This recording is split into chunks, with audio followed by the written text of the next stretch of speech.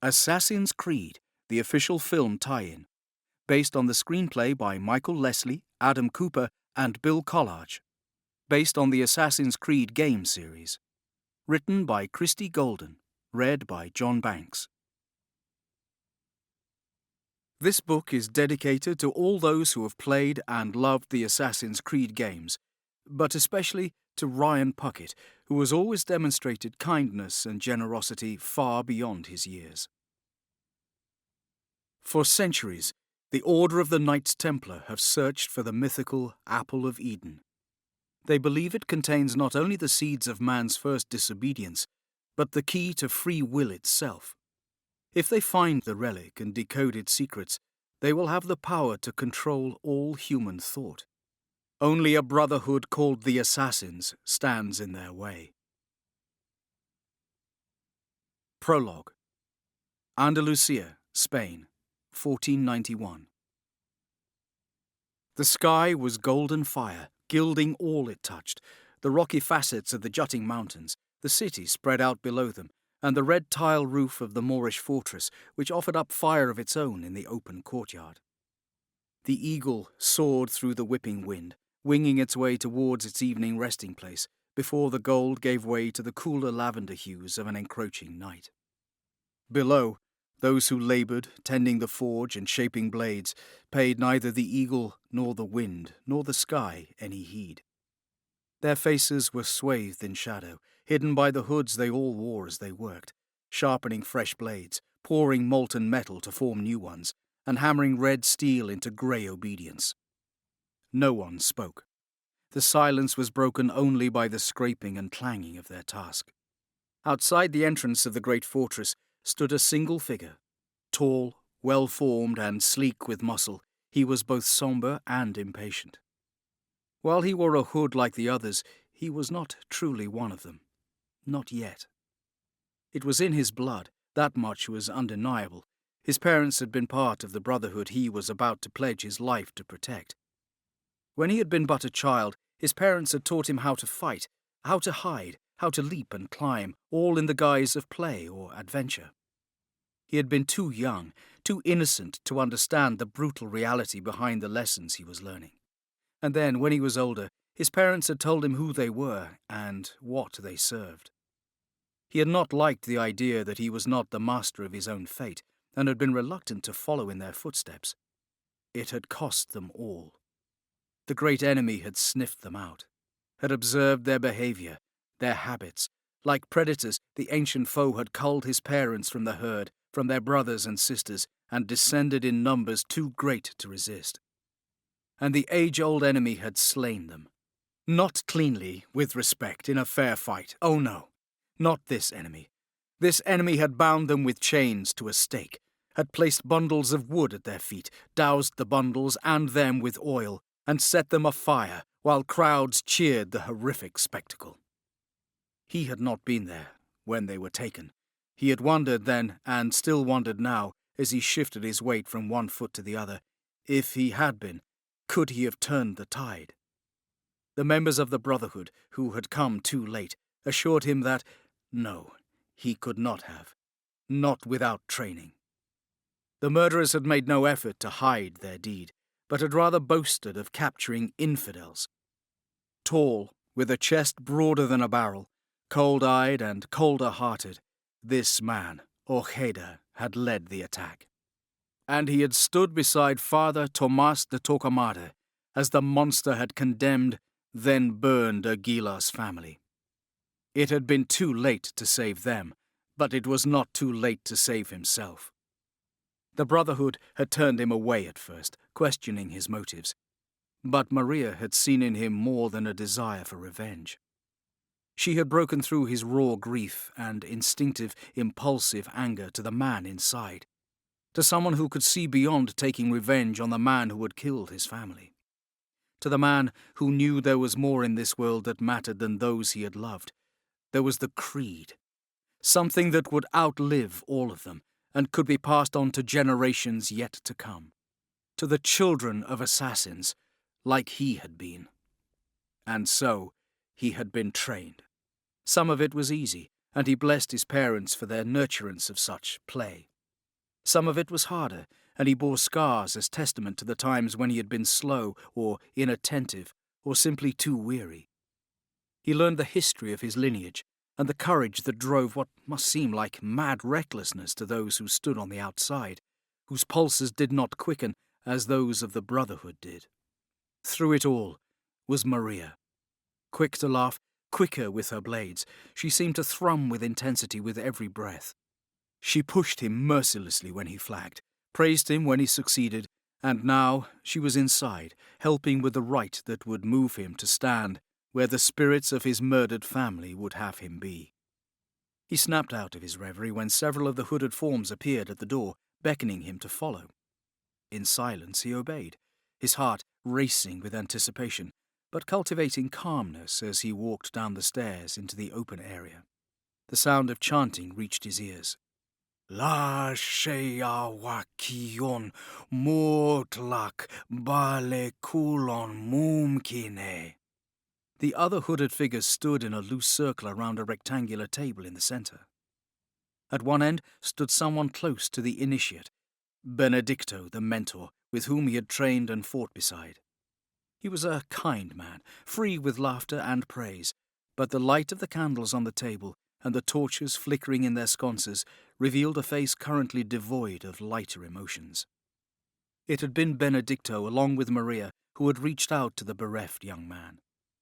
He had not pretended he could replace the father that had been snatched away from a broken son, but Benedicto had done what he could. He had earned the respect of everyone present, including the initiate. When he spoke, his voice was strong, and he addressed all present.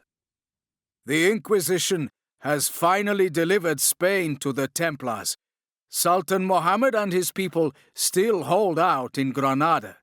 But if his son, the prince, is captured, he will surrender the city and the Apple of Eden. The tattooed, decorated faces of them, many of them sporting scars, remained largely impassive, but Aguilar could feel the tension rise in the room at the news. Benedicto looked at them and seemed to be pleased with what he saw. His dark gaze finally alighted on the initiate. It was time. Do you, Aguilar de Neja, swear to honor our brotherhood in the fight for freedom, to defend mankind against the Templars' tyranny, and preserve free will? Aguilar answered without hesitation. I swear, Benedicto continued, his voice intense.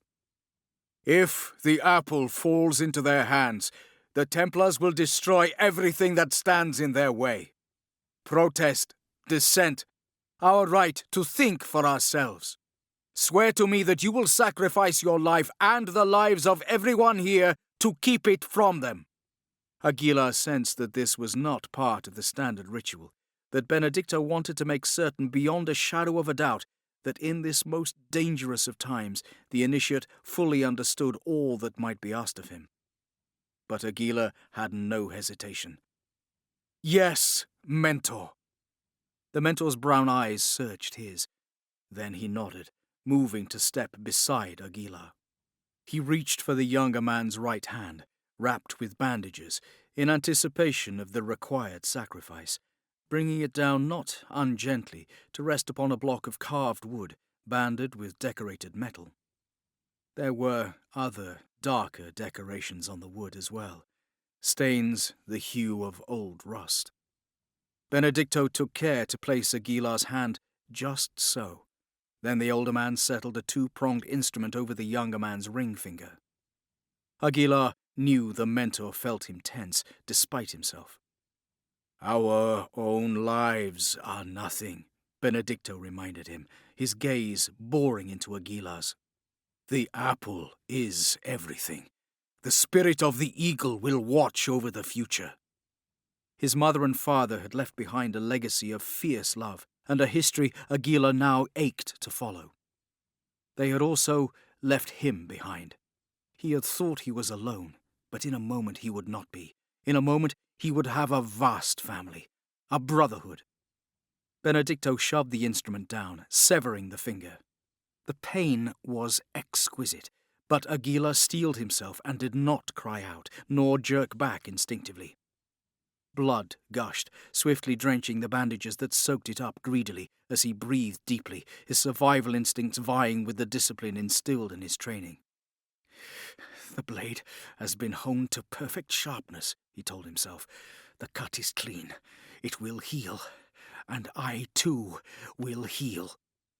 Maria walked toward him, holding out an ornate gauntlet crafted of metal and leather. Aguilar slipped his arm in carefully, gritting his teeth so he would not wince as his fresh wound scraped against the gauntlet's edge.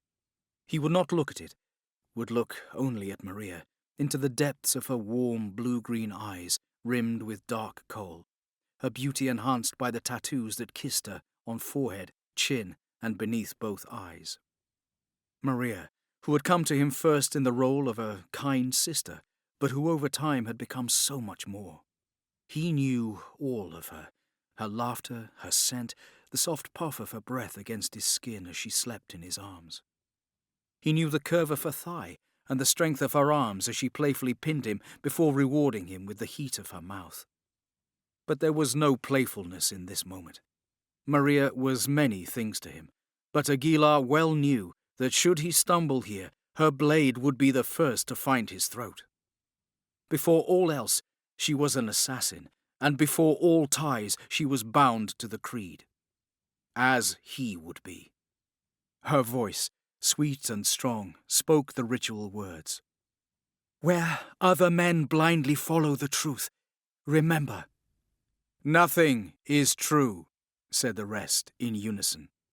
"Where other men are limited by morality or law, remember." "Everything is permitted." Aguilar held her gaze a moment longer, then made the slight movement of his wrist, as he had been taught. With a bright metallic sound, as if joyful it had been freed, the blade on the underside of his arm sprang forward to fill the gap left by the severed ring finger. Aguilar's voice trembled with intensity when he spoke. "We work in the dark, to serve the light," he took a breath. "We are assassins!" And above them, an eagle's cry sounded, as if the spirit was pleased. Chapter 1. Baja, California, 1988. Callum Lynch looked up at the sound of the eagle's cry, squinting against the sunlight.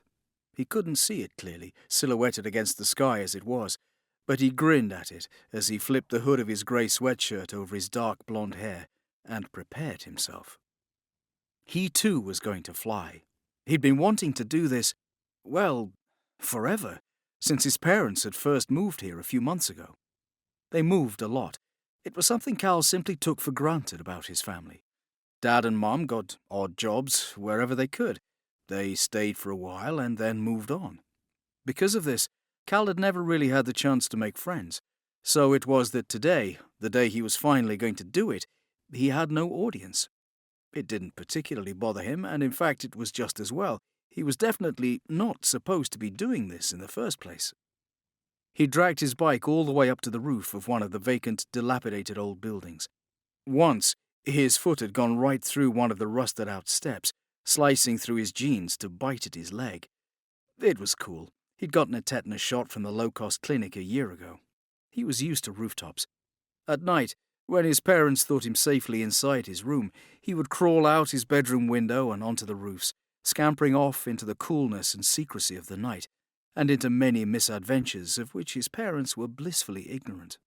Cal's destination today was a large shipping container set slightly lower than the roof upon which Cal and his bike were perched. The gulf between them was 20 feet or so. No big deal. Except his heart fluttered in his chest as he sat, 1 foot on a pedal, 1 foot on the building's roof. He closed his eyes, breathing slowly through his nostrils to calm his racing heart and shallow breath. "You're already there," he told himself. "It's already done. See every inch of the journey. See the wheels landing perfectly. How are you going to bring the bike around right away so you don't shoot off the other side?" Oh, that wasn't a good image, and he immediately tried to scrub it from his brain. But it was like the old joke. Don't think of a pink elephant, and boom, suddenly that was all you could see. Cal redirected his attention, seeing himself pedaling, soaring, landing, victorious. In his mind's eye, he flew, like the eagle. He could do it. Slowly, calmly, Cal opened his eyes and tightened his grasp on the handlebars.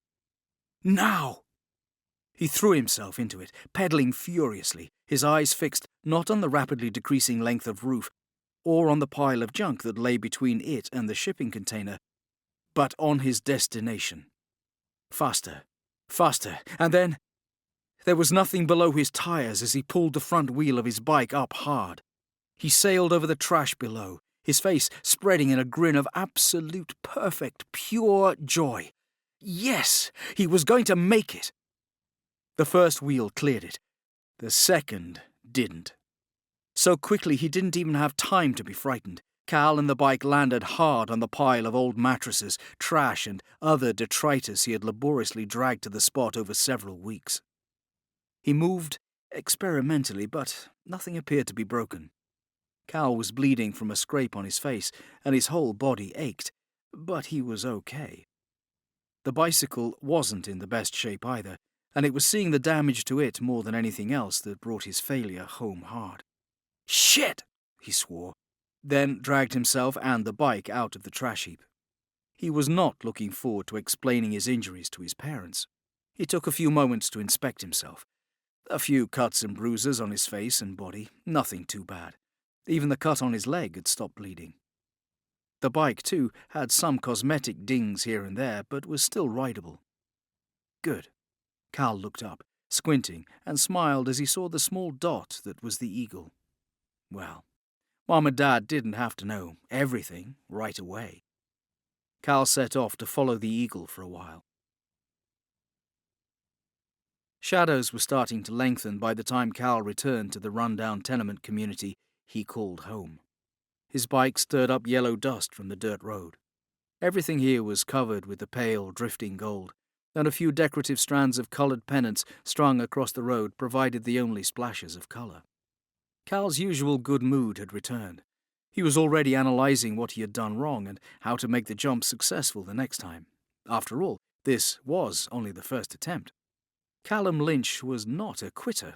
He'd try again tomorrow, or, he amended, being realistic, as soon as his parents let him have the bike back. It was only after Cal was well within the town's limits that he noticed that something was off. People were out of their houses, a few sitting in chairs with drinks, but most standing around, just staring. And they were staring at him. Their faces were carefully neutral, but Cal's stomach clenched. Something was wrong. He increased his pace, dropping the bike outside his door, and cast one more glance behind him at his silent, solemn neighbours. Cal's heart sped up slightly, though he didn't understand why. He reached for the porch doorknob, and his hand froze. The door was standing wide open. His parents always closed it. Cal swallowed, then stepped forward into the small enclosed porch, pausing, listening, moving slowly like a stranger in this so familiar place. The door to the main part of the house was open too, one small hand extended, parting the long strands of the amber-coloured beads that provided a token barrier between most of the rooms in the house. There was no conversation or laughter, no smell of supper on the stove, no rattle or clink of dishes. The only sound of normalcy was Patsy Cline's voice, tinny and faint, coming from the old beige radio, and the drone of the television in the background. Some kind of news show. "Today we have Dr. Alan Ricken, CEO of Abstergo Industries," the host was saying. "Alan, it seems the world is on the precipice." "It does, doesn't it?" The speaker had an upper-crust English accent. Cal caught a brief glimpse of a man in his late 30s, well-dressed, elegant, with dark eyes and sharp features. "It seems mankind is intent upon destroying itself with this continuous and widespread violence. I believe unless we address the root causes of our aggressive nature, civilization as we know it will be lost. But we at Abstergo Industries are working towards isolating the key component." He droned on. Cal wasn't paying attention as he continued to move forward. It was dark inside, but that wasn't unusual. Summers were hot here, and darkness kept things cool. But it wasn't a friendly darkness, and Cal realized his hands were clammy. As he stepped into the family room, he could see his mother seated in the kitchen, a silhouette against the windows. Relieved and unsure why, Cal started to call out to her, but the words died in his throat. He realized now that she sat at a strange angle, leaning against the back of the chair, her arms hanging down to either side, and she was still. So still. Cal froze, staring at her, his brain trying to work out what was wrong. Motion caught his eye, a slow drip of something on the floor, falling from her hand. Drops falling into a spreading, red puddle. This the cruel sunlight caught. Cal's eyes were transfixed by the movement. Then they slowly travelled upward to follow the path of red. The crimson droplets fell languidly from a silver pendant Cal remembered seeing every day around his mother's long, slender throat. An 8-sided star with a diamond shape in the centre. Etched on it in black was a symbol that looked almost like the letter A, if that letter's lines had been made from stylized, slightly curved blades. The chain was tangled around her hand now, and its silver links were bathed in scarlet. Every instinct in him screamed to him to tear his gaze away, to flee and never look back. Instead, Cal stood, rooted to the spot. Her hand was covered in blood. The left sleeve of her white peasant blouse was saturated with it. And her throat. "Mom?" he murmured, even though the hole in her throat meant she was dead. "La shea wakiun mutlak bale kulun mumkine." The whisper seized Cal's attention, and he realized with a shock that he and his mother were not alone in the room.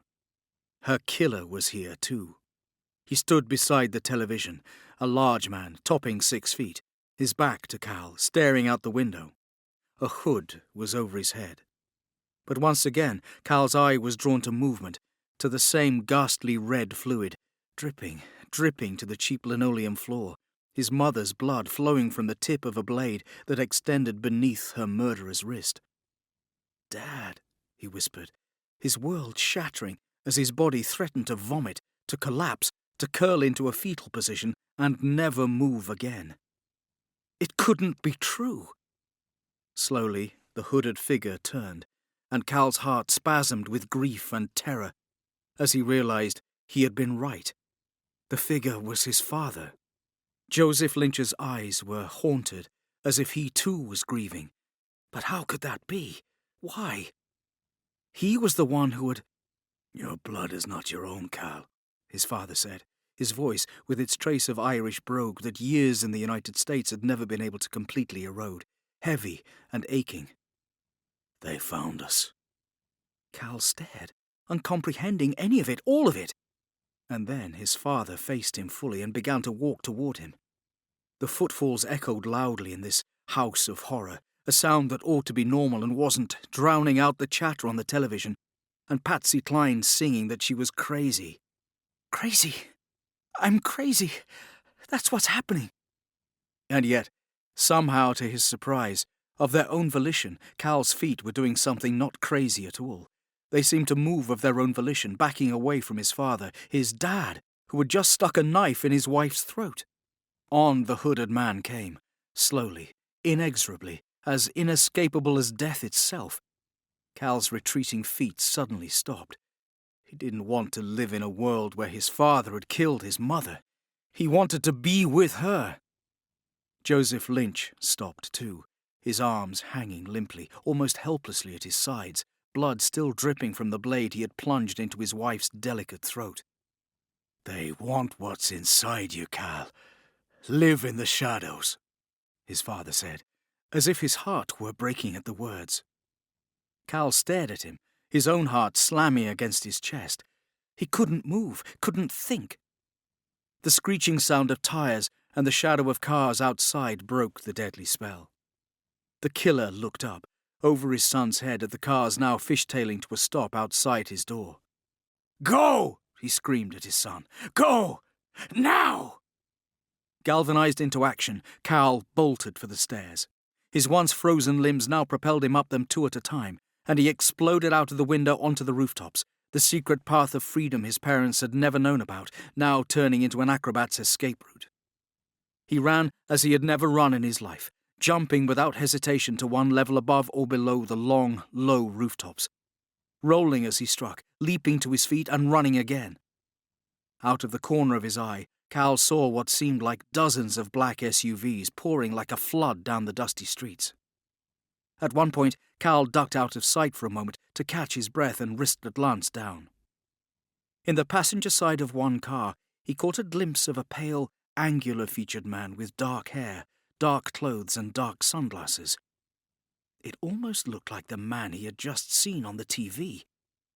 But of course, it couldn't be. Could it? For no reason he could fathom, a chill went through the boy.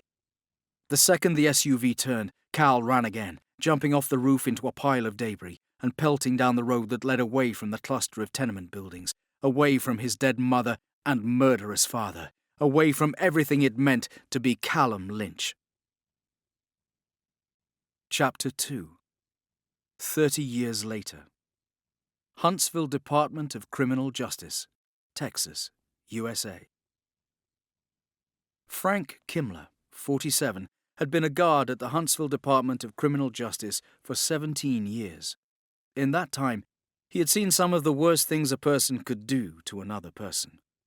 Yet somehow, he was always surprised by the darkness that dogged his days, and after a bad one, he always came home promising his wife he'd quit, get something a little calmer, safer, something he could tell his girls about when he came home at night.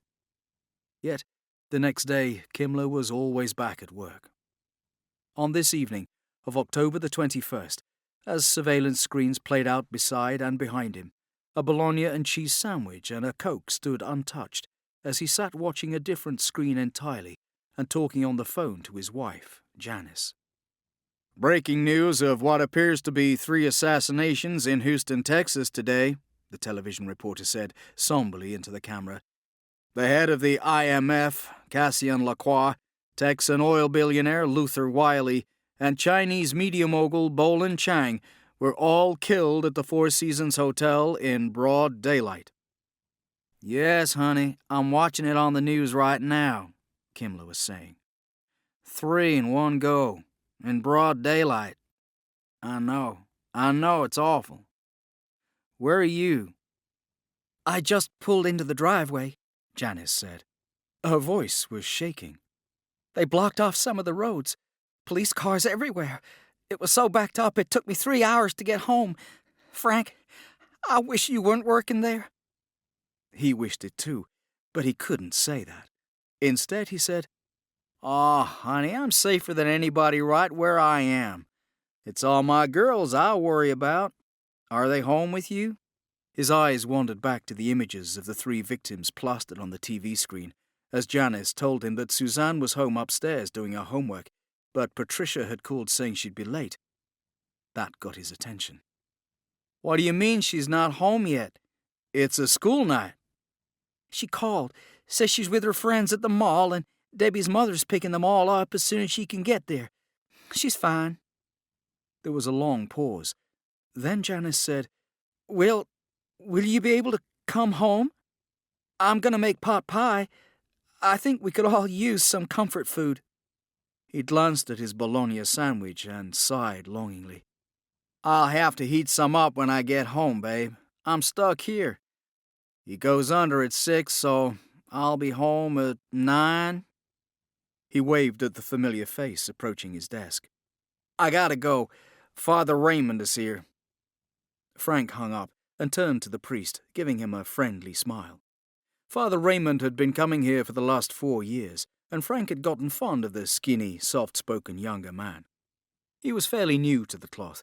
He told Frank once that he'd been an English professor at some East Coast university before finding his true calling. Frank could easily imagine him in the halls of academia, talking about Shakespeare or Dickens or somebody. "Always on time, Father. How is that? The city's on lockdown after what happened today. My wife took 3 hours to get home." "I'm glad she's safe," Father Raymond replied, looking relieved. "How are the girls?" "One's home. The other's stuck at the mall with some friends. I try to keep tabs on them, but—" Frank sighed and scratched the back of his head. A few years ago, his hair had started falling out. Last time Father Raymond had come, he teased Frank that he could have become a tonsured monk. "I'm kinda scared for them, you know. The way things are in the world today. It's not a happy place." Father Raymond nodded sympathetically. "And how is our man?" "Quiet. All he does is draw. All day. It's against regulations, but what are you gonna do? It's the guy's birthday. Turns out his father killed his mother. It's gotta mess you up." Frank looked up at the priest with doleful brown eyes. "I don't know, Father. He kills a pimp, we kill him. Doesn't make sense."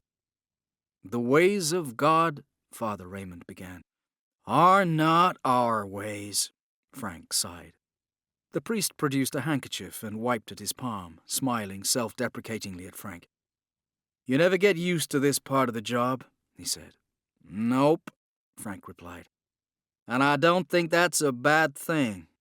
Father Raymond tucked the handkerchief away and nodded as another guard stepped up, ready to escort him back. "Give my regards to Janice and the girls. Tell them I'll keep them in my prayers." The inmate in cell 304 was not a particularly gifted artist, Father Raymond thought, but he was prolific, and he threw himself into his task with an almost furious single-mindedness of purpose. Pieces of rectangular, cream-coloured manila paper with drawings that ranged from the haunting to the grotesque adorned the wall as high as a man could reach. On the other 3 walls, thick felt-tip markers in shades of black, green and blue had left their marks in the form of gibberish graffiti, or in strange symbols that perhaps even the creator of the nightmarish gallery could not interpret. Father Raymond observed the prisoner, in his late 30s, as he sat on the floor, scribbling with a piece of charcoal. The inmate paused, rubbing a spot with his thumb to smooth the harsh black lines into a softer, misty form. He only looked up from his work as the door was opened to admit the priest. He got to his feet, then sat quietly on his cot, looking up at the priest with an expression of mild boredom. Keys rattled as the door was locked behind the man of God, who regarded the unsettling images intently, with no hint of distaste, only compassion. He had certainly seen cruder things before in the cells of men about to die. Father Raymond perused them with seriousness and thought. Charcoal sketches of men with bizarre headpieces, lumpy, barely formed shapes that were only vaguely human, embracing or killing one another, skulls embedded in flowers, a cavernous mouth open in a scream, a hand brandishing a cross, a figure engulfed in flame, a nearly skeletal horse neighing in terror. One in particular gave the priest pause. It was the crude, almost cartoonish shape of an old-fashioned executioner with a black hood pulled over his head. Then he turned to the prisoner. He had a name, of course. All men had names. Father Raymond made sure he used them. At the hours of their deaths of all times, it was important that they know that others understood that.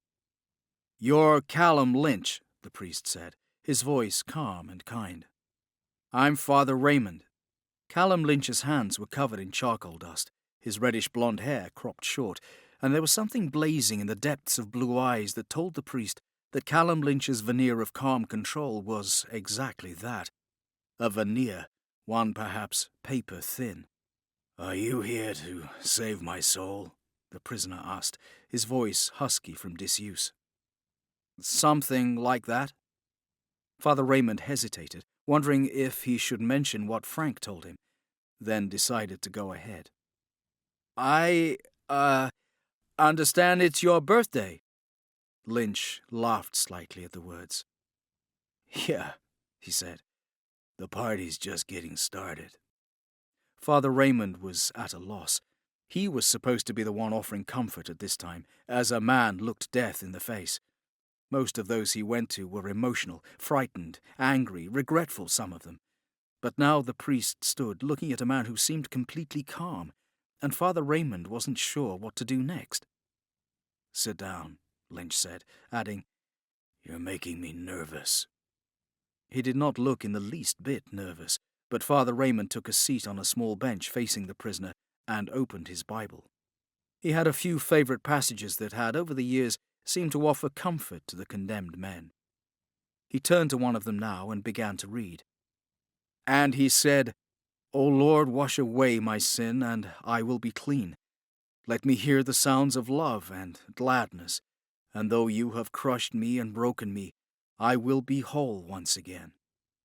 Father Raymond glanced up at the prisoner, who was clearly uninterested. The priest had discovered that how a man reacted to death was as unique as the individual. Some wept, seeing a promise that God would forgive them and grant them admission into heaven if they were truly repentant. Some were angry, justifiably so, and had nothing but crude, vicious, violent words. Some men just sat and sobbed quietly and never said a word. All deserved to be respected, as did Callum Lynch and his polite boredom. "You're not much for the Bible, are you?" Father Raymond asked, knowing it to be a rhetorical question. Cal shook his head absently. "Is there anything I could say that might bring you comfort?" Father Raymond was not expecting an answer, but to his surprise, Cal said, "There's a poem my mother used to read to me, after apple picking." The priest was pleased that his prior career now enabled him to accommodate a man's last request. God was good. Nodding, he said, "I know it. Robert Frost," and began to speak. Not nearly as familiar to most as some of Frost's other poems, such as Stopping by Woods on a Snowy Evening or Fire and Ice, this poem was one that Father Raymond himself was fond of. It was curiously and sadly appropriate for Cal today. The priest spoke the lines in a soft, gentle voice. The latter of the poem, seemingly pointing to heaven, and an empty apple barrel the narrator did not have a chance to fill, made Father Raymond think of a life cut short, like the victim's had been, like Callum Lynch's was about to be. Keys rattled as the priest paused to take a breath. The door opened. It was time. If this had been an ordinary visit, the priest would have asked for a chance to finish reciting the poem, but it wasn't. Death was on a timetable here, and men, even men of God, were forced to yield the stage. Cal got to his feet. Father Raymond rose too and stood beside him. At least he would walk with Cal to the chamber and would stand there until his soul left his body. Where it went after that, Father Raymond could not pretend to know. Chains were placed on his ankles and feet, clinking as Cal walked the seemingly interminable, but somehow too brief hallway to the room where his life would end. The priest hadn't finished the poem, but that was all right. Cal knew it by heart and finished it himself, in silence, thinking of how the poem evoked the smell of the harvested fruit and the echoes of approaching winter. His mind was not on the gurney to which they strapped him, but elsewhere, in a safe and peaceful place, with light the colour of honey streaming in from the window. In that timeless place, he was 7 years old, and she was still alive, her voice sweet and soft, her body warm as he lay trustingly against her, the faint scent of her lavender soap teasing his nostrils. Drowsiness was in that memory, as in the poem. Straps were fastened over his legs, across his chest. The image of drowsiness and peace was an illusion. Any safety had been an illusion, forever sliced to ribbons by the same bloodied blade that had ended an innocent life. The poem spoke of winter's sleep, of hibernation, of retreating to dream until spring. But it was no such sleep that he faced now. Cal was in the death chamber. They tapped his arm, getting the vein to rise. He'd been in his share of hospitals and had watched IVs drip before. But this time, poison, not medicine, would soon flow through his body with every last numbered beat of his rapidly accelerating heart. The gallery windows opened. Cal squinted, trying to see them, but the warden stepped in front of him. The warden's voice was to the point, devoid of emotion, almost bored. And why shouldn't it be, Cal thought bitterly. The warden had said these words often enough. There'd been a dozen or more executed in the States so far this year.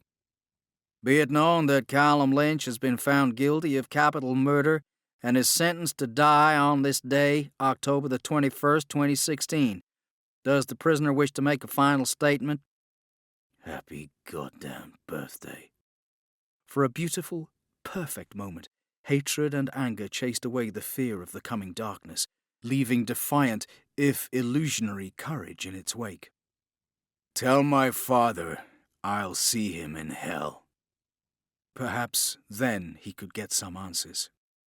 The gurney tilted, slowly, and Cal stared up at the ceiling. The motion, mechanical, impartial, slow and steady, suddenly did what the priest and the walk and the warden's statement hadn't managed to do. It had made this real. He broke out in sweat, rank and clammy. His breath was coming quickly now, and he could not resist the macabre desire to turn his head and watch the clear liquid death creeping up through the tube into his arm. It was cold as it hit his system, and each beat of his heart as it slammed against his chest pushed death through his body that much faster. My own body is killing me, he thought. The anger that had fueled him but a moment ago evaporated before the stark realization, come too late for him to change his actions on that day, too late to pull a punch or not grab the knife, too late to just get up and walk out, too late for anything but scalding regret and the 5 words that pounded through him. I don't want to die. He raised his head to see the shapes of those in the gallery, watching a human being dying right in front of them. Stern, cold faces, older, wrinkles chiseled into faces as stony as if they'd been carved from rock.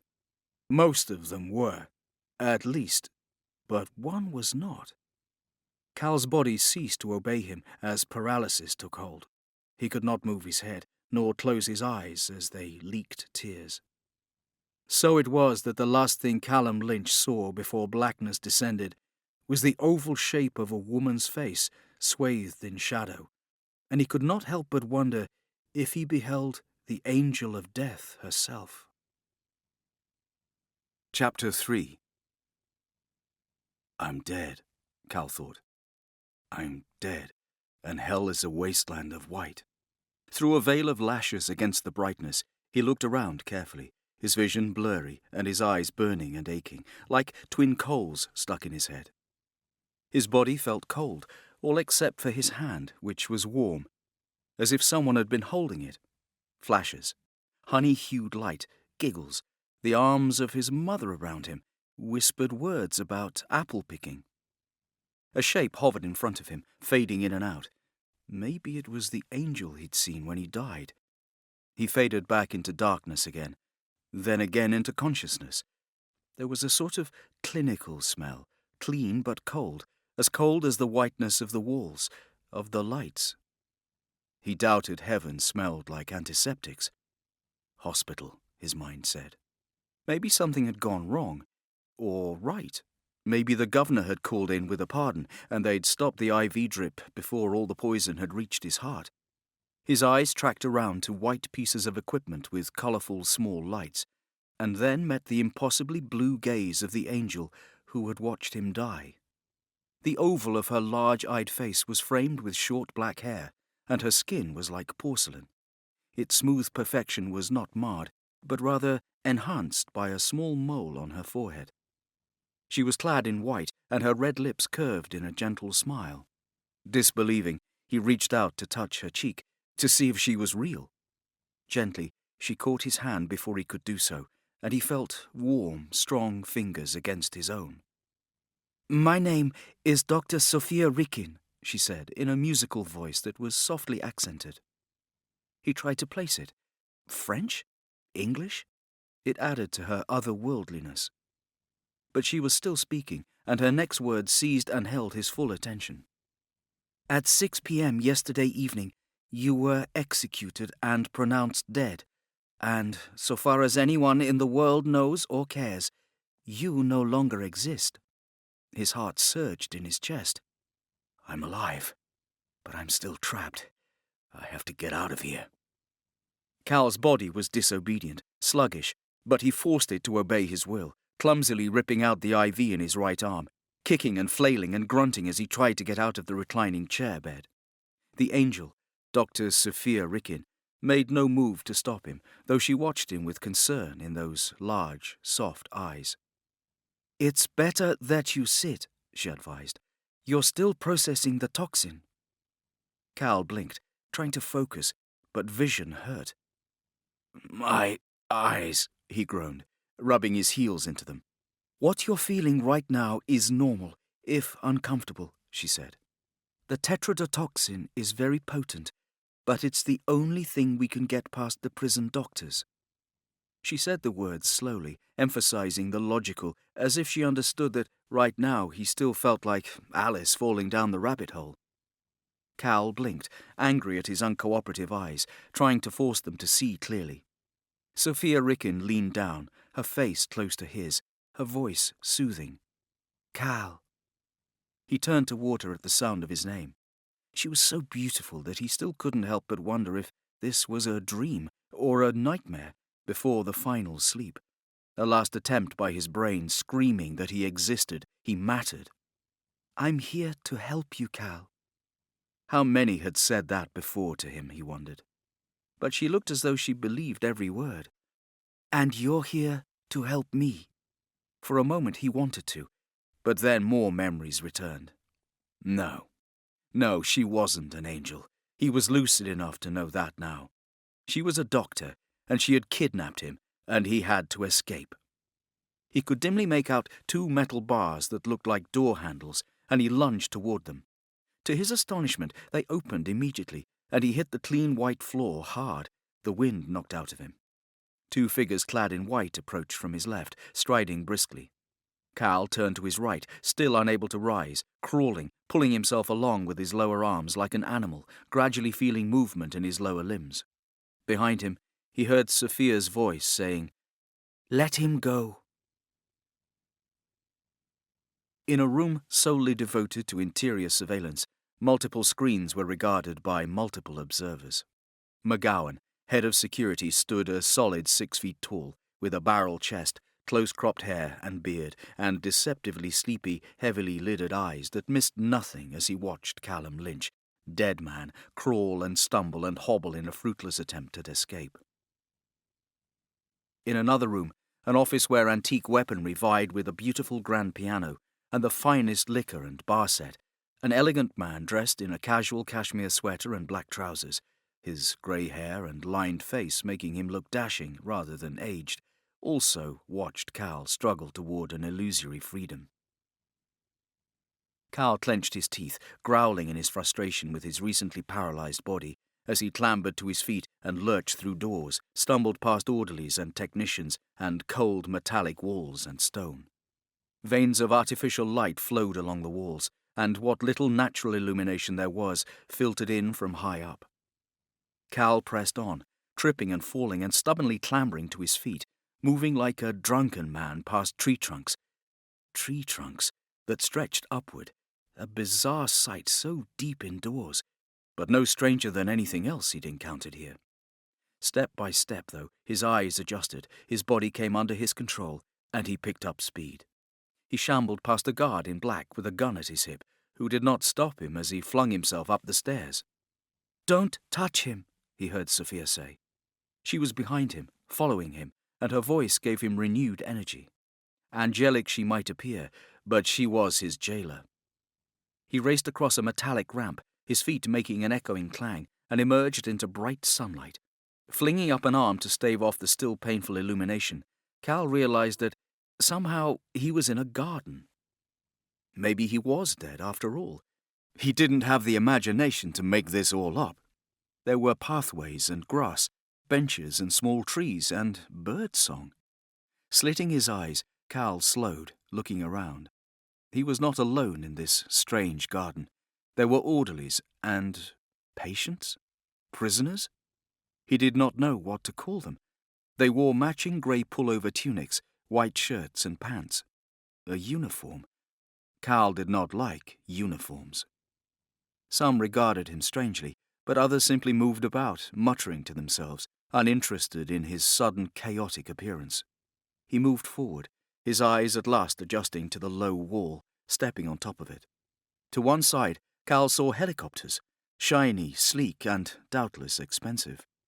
But they did not command his attention. Far, far below, a city sprawled. But this was not an American city. This one had skyscrapers, yes, but Cal could also see ancient cathedrals, mosques, towers.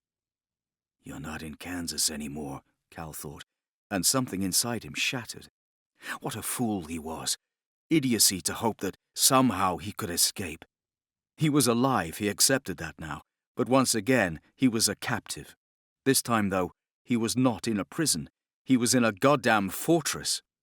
As he stood on the wall, despairing and swaying slightly, a middle-aged black man, his neatly trimmed beard white and his pate bald, stepped up beside him on his right. "Go ahead," he urged. "Do it." Cal stared down at his feet, encased in soft-soled white shoes that closed with Velcro straps. The shoes, and he, were halfway off the ledge. "Jump." And the man grinned. Cal felt the gazes of others now turning toward him, but he did not dare spare them a glance. He was trembling, knowing his limbs still were not entirely his own, wondering if he would step down, jump of his own free will, or simply fall. The idea of jumping was tempting, to end his life on his own terms, to never again be anyone's prisoner. But then Cal thought about the fear and the revelation, as what he thought was clear liquid death was pumping through his veins, that despite everything, he didn't want to die. Another voice came from his opposite side, Sophia's. "Devil on one shoulder, angel on another," he thought. "You're not a prisoner here, Cal." At that, he turned to look at her, his eyes narrowed with suspicion. "Doesn't look that way to me," he said. "I'm here to protect you," Sophia continued, her bearing erect and her mien calm. "If you listen to me, everything is going to make sense. You'll learn nothing if you step off that ledge right now, but you need to trust me." Trust? Absurd. She had kidnapped him, for God's sake. No matter what she said, he was a prisoner, and here she stood, was asking him to trust her. But he was alive. "Where am I?" He made no move to step down. "You're in the rehabilitation wing of the Abstergo Foundation in Madrid." Cal's eyes widened for a moment. Abstergo? He knew the name, of course. Everyone knew about Abstergo Industries. Everything from cough syrup to cereal was produced by them. Hell, they probably manufactured the pentobarbital used to execute prisoners and the tissues their loved ones sobbed into afterward. Then he grinned and started to laugh softly. Undaunted, Sophia continued. "This is a private organization dedicated to the perfection of humankind." He laughed harder at the crazy, delicious irony. He and anything remotely resembling the perfection of humankind had never gotten within spitting distance of one another. "Have you got the wrong guy?" he thought. But the angel wasn't done. "With your help, Cal, we can pioneer new ways to eradicate violence." Eradicate violence? His mirth faded. Violence had been as much a part of his life as breathing. It was efficient, casual, off-handed, and came so easily. It always had. Except that wasn't true. It hadn't been like that when he was a child. He'd been a handful, he knew that, a daredevil, brimming with too much energy, but never cruel, never abusive, never violent. Like an unwelcome houseguest that refused to leave, violence had come into his life the day his mother's life had been ended by it, and not before. What if she could really do it? And what if he could help her? What if some kid somewhere never had to worry about waking up one day to discover his mother had bled out in the kitchen on a perfectly ordinary afternoon? To discover his father standing there with a strange knife dripping blood? Sophia Ricken held his gaze for a long moment. Her ethereal, calm certainty was compelling. His eyes still locked with hers, Cal set one foot down and then the other, and stepped away from the edge. Her serene expression didn't change, but her eyes looked happy, joyful almost. Damned if she still didn't look like an angel to him, even if the drug had worn off. There was a sharp, stinging sound. A small dart abruptly appeared in Cal's neck, and he collapsed soundlessly to the ground. Chapter 4. Anger welled up in Sophia. Mindful of her audience, she squelched it quickly. She turned to see the large shape of McGowan regarding her unapologetically. Of course it would be McGowan. None of the other guards would dare to intervene after she had expressly told them to leave Cal alone. "I had this," she said icily. "Your father wants him in," McGowan said by way of explanation. "Of course. Father speaks, everyone listens." She had begun to grow tired of it years ago. Now it was becoming more than a nuisance and an implied lack of faith in her ability. It was actively interfering with her ability to obtain the results they both wanted so badly. "He's my patient. This is my program." Sophia held the security chief's gaze a moment longer. She did not fool herself into believing that this was anything less than a classic pack dynamic, and she refused to surrender her position as alpha over McGowan. And he wasn't alone in observing. It was unwise of him to have challenged her in front of the patients. Most of them didn't care, but the few who did were all present and paying very close attention. Musa, as was his wont, was trying to make the situation worse, egging Cal on like that. Sophia had seen Lin here too. The Chinese woman knew English, but she tended to be as silent and taciturn as Musa was garrulous and extroverted. Hot-tempered Nathan and the temperate Emir were bearing silent witness to the confrontation as well.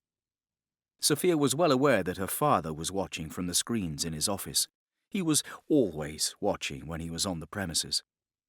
She loved her father and respected his opinion, but she wished that he would demonstrate that he felt similarly.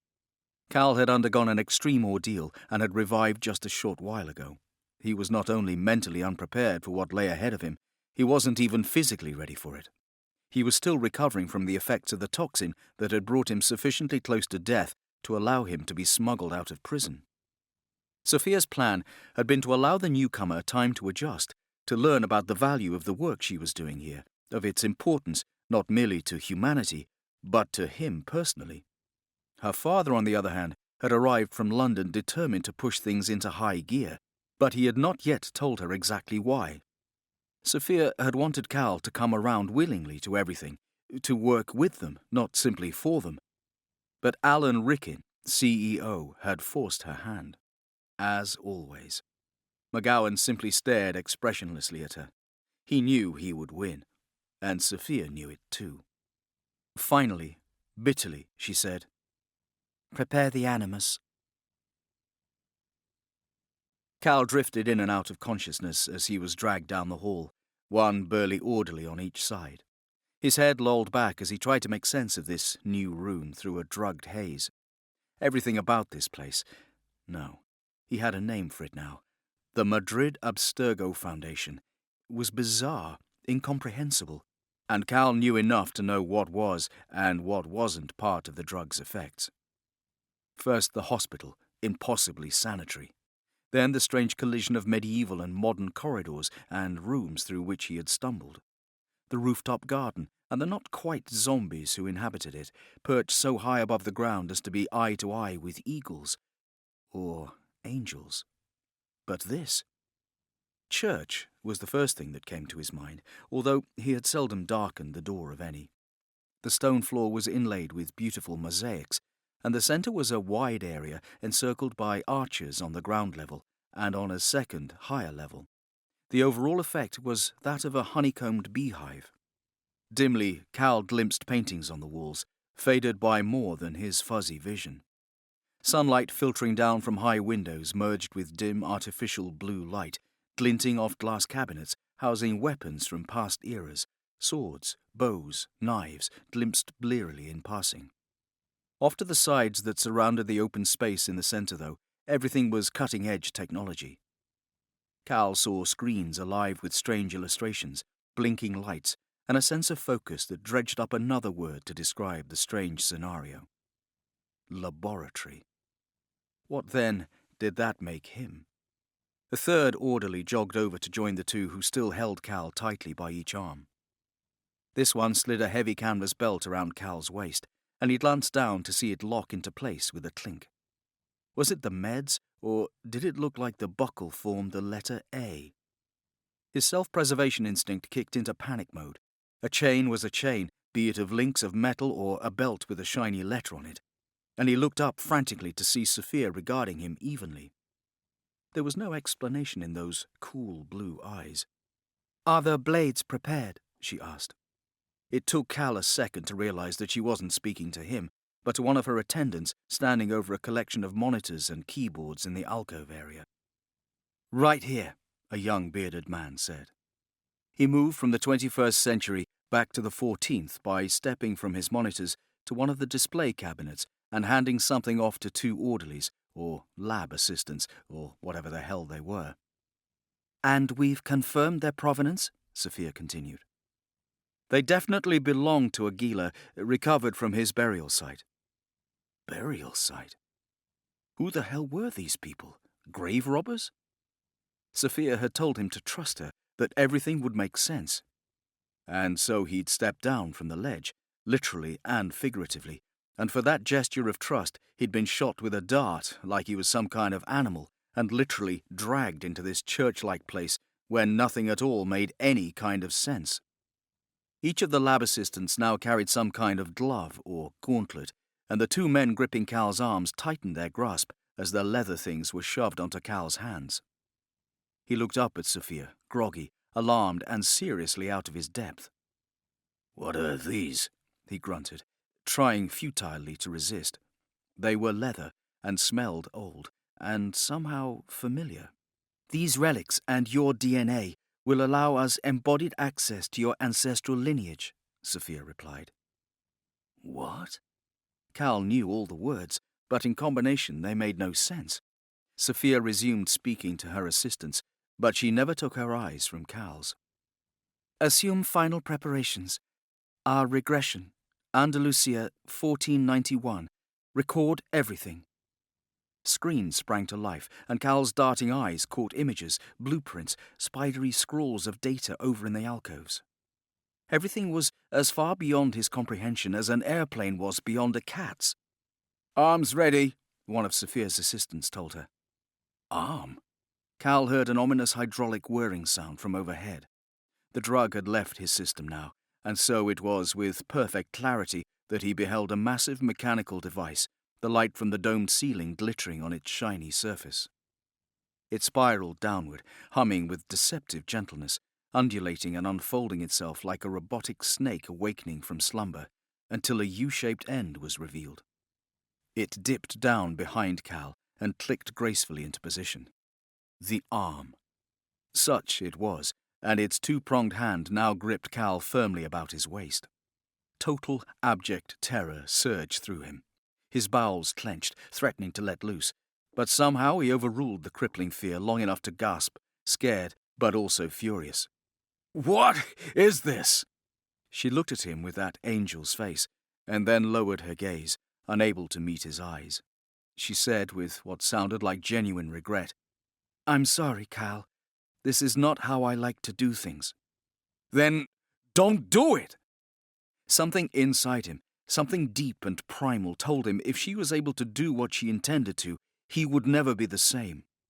Sophia lifted her blue eyes, regarding him with a mixture of sorrow and implacability. "Insert epidural." 10 tiny points of metal settled down on Cal's neck, like the legs of some mechanical insect. But before he could jerk away, something sharp, long, and blindingly painful jabbed into the base of his skull. He screamed. Cal had fought, he had killed, he had almost been killed several times. He had run from police, been shot, stabbed, beaten within an inch of his life, but never had he felt anything as painful as this. Not a hospital, not a lab, a torture chamber. And then, as swiftly as it had descended, The pain receded, not entirely, but enough for Cal to gulp in air and gasp, uncomprehending and furious. "What do you want from me?" Sophia gazed at him, calm, in control. "Your past." "My past?" Bizarrely, he thought of the song that had been playing on the beat-up old radio on that afternoon 30 years ago. Patsy Cline's Crazy. "I'm going insane," he thought. "Crazy." Cal looked down at Sophia, now in pure primal panic mode. She seemed to sense it, for her voice and manner changed. "Listen to me carefully, Cal. You are about to enter the animus." The word jolted him in a way she could not have anticipated. As a teenager, he'd known about expensive software put out by the company that would later be known as Abstergo Entertainment. He'd heard the rumors about how they were developing games based on memories of someone's ancestors, gleaned from lucky employees, presumably sitting comfortably in ritzy offices, who spent time in a semi-legendary apparatus called the Animus that looked like a whiz-bang recliner.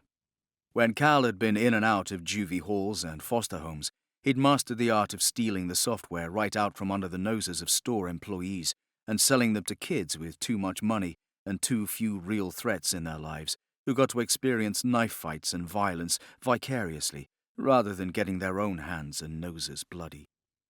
This was the Animus. This monstrous thing, this grasping, implacable arm out of someone's depraved and deeply buried nightmare. This was the source of a kid's video game.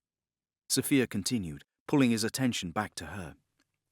"What you are about to see, hear, and feel are the memories of someone who has been dead for over 500 years. Cal abruptly realized that, as she spoke, Sophia had been slowly, deliberately backing away from him.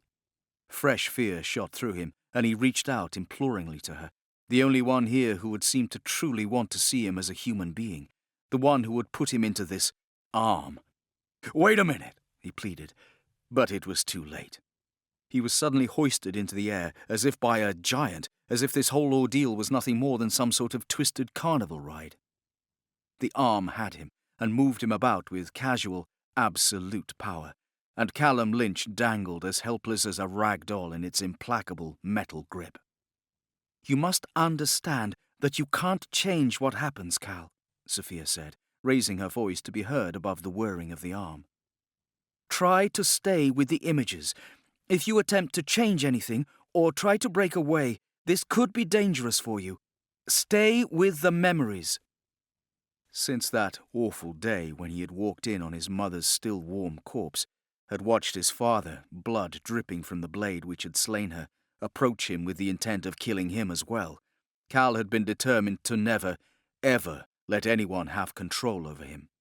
He had even managed to retain some sense of autonomy, a sense of self in prison. But here, the arm and the angelic but unreachable woman who manipulated it had ripped that away from him in seconds. And Cal had a dreadful premonition that somehow they would be stripping him of more than he even knew he had. More mechanical whirring. The arm maneuvered him about as Sophia called out instructions that meant nothing to him, but would influence everything. "Engage scanner," ordered Sophia. Myriad lenses shoved themselves into his face, one after the other, their eyes irising open and closed as they observed what?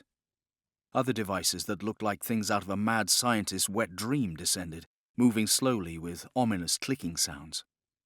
Cal tore his gaze away from the machines, looking down at the humans below and the screens they gazed upon. "Scanner reading memories," one of them called to Sophia. She stood a good 20 feet below Cal now, her oval face upturned to him. "Status?" she asked of her team, though her eyes were still locked with Cal's. "Monitoring blood flow and neural activity. DNA match identified." Sophia, bathed in blue light, smiled up at Cal. "Stay with it, Cal," she urged again, and despite everything she had allowed to be done to him, Cal felt that she was on his side. "Scanning DNA chains. Searching for time frame." The arm moved Cal with surprising gentleness now, languidly lifting and lowering him, turning him to face into one strange piece of equipment, then the other. He was calming down now, growing used to the sensation, though his heart was still racing and his breath came quickly. "First memory match locked," the assistant announced. "Ego integrity?" Sophia inquired. "Optimal," this time a female voice responded. "Attempt synchronization," Sophia ordered. She was still gazing up at him, and he saw concern furrow her brow. For him? No. More likely for the project.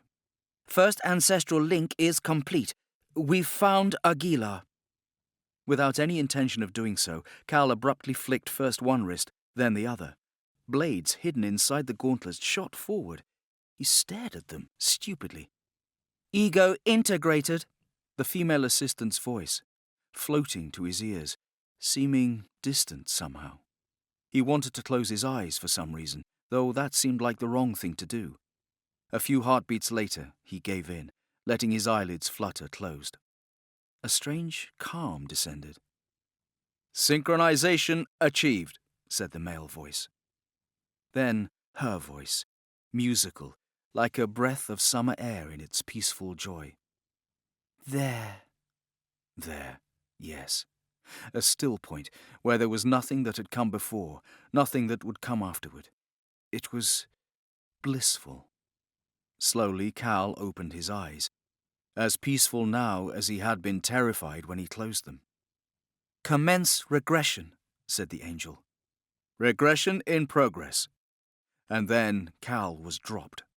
The stone floor rushed up to meet him, and his stomach churned violently. The floor suddenly seemed to open up, engulfing him in a fiery, churning tunnel of blinding light. Then, so quickly Cal couldn't even begin to close his eyes against it, the light dimmed, grew dusty, and he was looking down on a great city painted in hues of gold and tan and bronze. He observed everything, more than he knew his eyes could reasonably take in, and as he moved smoothly over the landscape, he was reminded suddenly, peculiarly, of the eagle that had flown over him on that day so long ago, when he had tried and failed to jump his bike across the gulf, when his biggest worry was how to explain to his parents the damage he'd done to the bike and himself. When his life had been shattered. Then that memory, and all that was Callum Lynch, retreated, surrendering to the vastness that was spread out before him in the vision of the eagle. Chapter 5. Siege of Granada, Spain, 1491. From above, the events of man seemed like nothing at all, certainly nothing compared to the whipping wind and the powerful upthrusts of the Sierra Nevada mountains. But if one dropped closer, diving down as the eagle did, one could see the small, repeated shapes of dwellings and the uprising of structures that had more of the mountain in them than the hearth fires. A mighty fortress wall, following the silvery curve of the river, and upon its bridges and ramparts and streets was battle and blood and death. Little things, the breaths of a human life, but precious to those who took them. They fought by the thousands, with sword and bow and arrows, with daggers and spears, with fire and faith. Smoke rose in grim plumes, and what sunlight penetrated to the streets below caused steel helms to gleam. Horses and men thundered through the streets, while archers desperately tried to pick them off from above. Banners of now filthy white cloth were torn and tattered, but the red cross embroidered upon it could still be seen. Below the eagle's wings, too, was the great palace known as the Alhambra. Moorish soldiers fought desperately to protect the palace, while its sultan stared somberly down at the furor below him. Then raised his eyes to the mountains beyond, where a great treasure was hidden in a small village, many of its buildings still burning, and where the strangest of protectors stood ready to recover it. "Our mission is the boy," Benedicto, the mentor, had told them a few hours earlier. "We have been betrayed. The Templars may not find his hiding place, but if they do, they'll trade his life for the apple. Sultan Mohammed will have no choice." Few words, but enough. No one on this mission was inexperienced, and they all knew the incalculable preciousness of the thing they sought. Aguilar de Nerja, however, suspected that the words were directed at him in particular. He knew that in the few months since he had formally joined the Assassin Brotherhood, he had performed well. He had followed the orders of the mentor and not taken matters into his own hands. He had proven himself trustworthy, developing a calm head to overrule his impulsive heart and brain. The very fact that he was being allowed on this mission was testament to how well he was regarded. The assassins were well aware that Master Templar Tomás de Torquemada was behind the Templars' drive to obtain the apple. And when the short, intense Grand Inquisitor was involved, two things were inevitable. One, innocent people would die horribly to advance the Templar cause under the guise of religious purity. And two, at some point, somewhere, the Templar Black Knight, Ojeda, would surface. The scout who had reported the Templars' approach had informed them that the company consisted of over 24 mounted soldiers and a pair of wagons. One carried several barrels, containing what the scouts could not venture a guess. The other was a large empty cage. The meaning was clear. The Templars were intending to present the prince to his father as if he were no more than a trapped animal.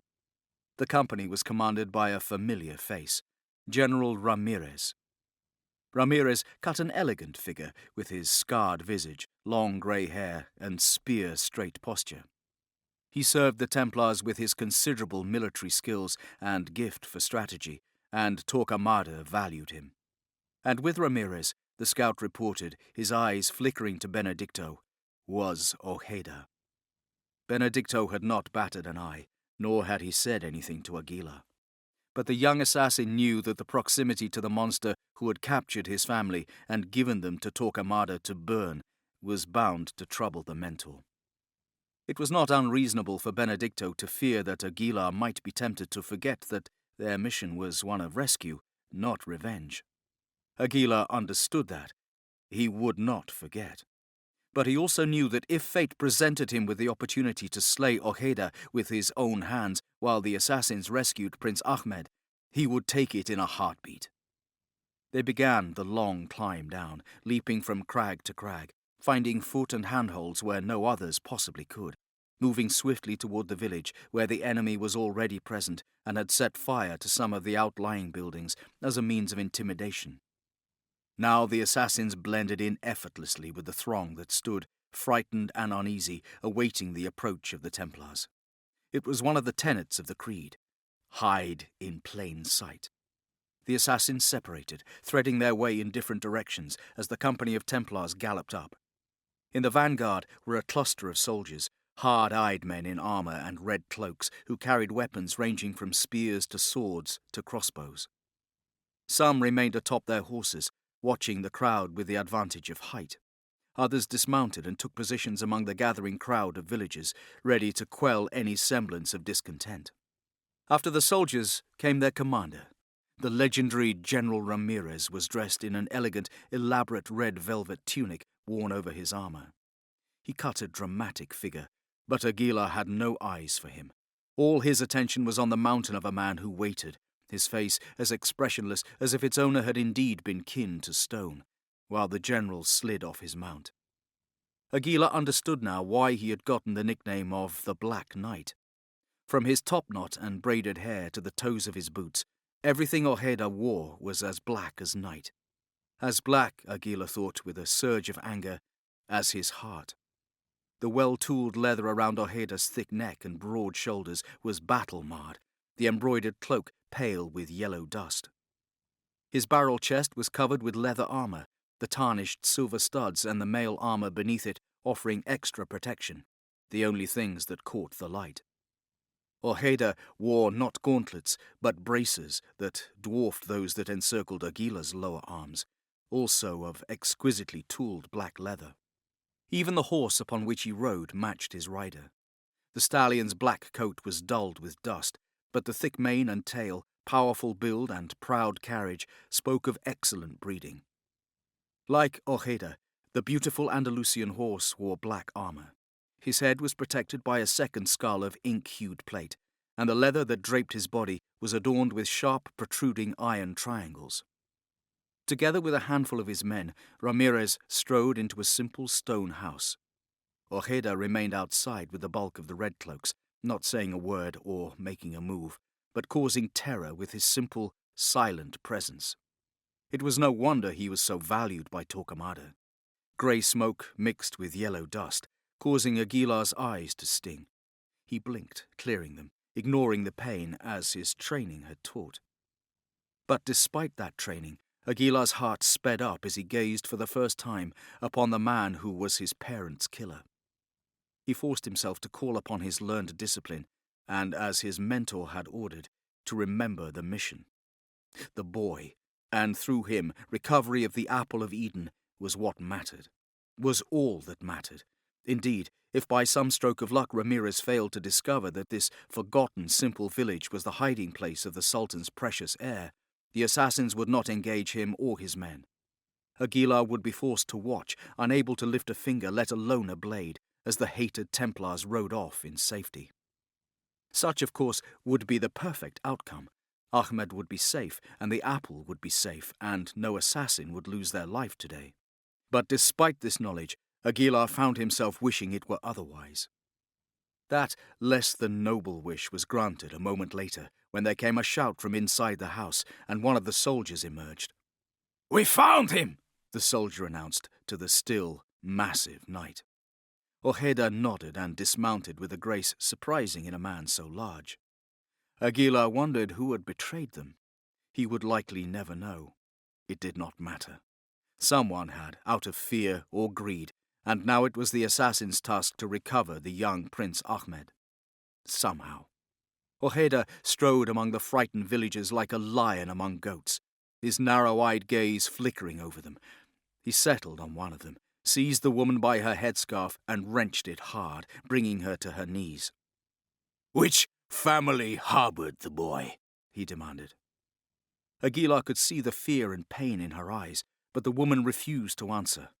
Ojeda frowned, twisting his big hand more tightly. The woman hissed. "I, alone," came a voice as one man stepped forward.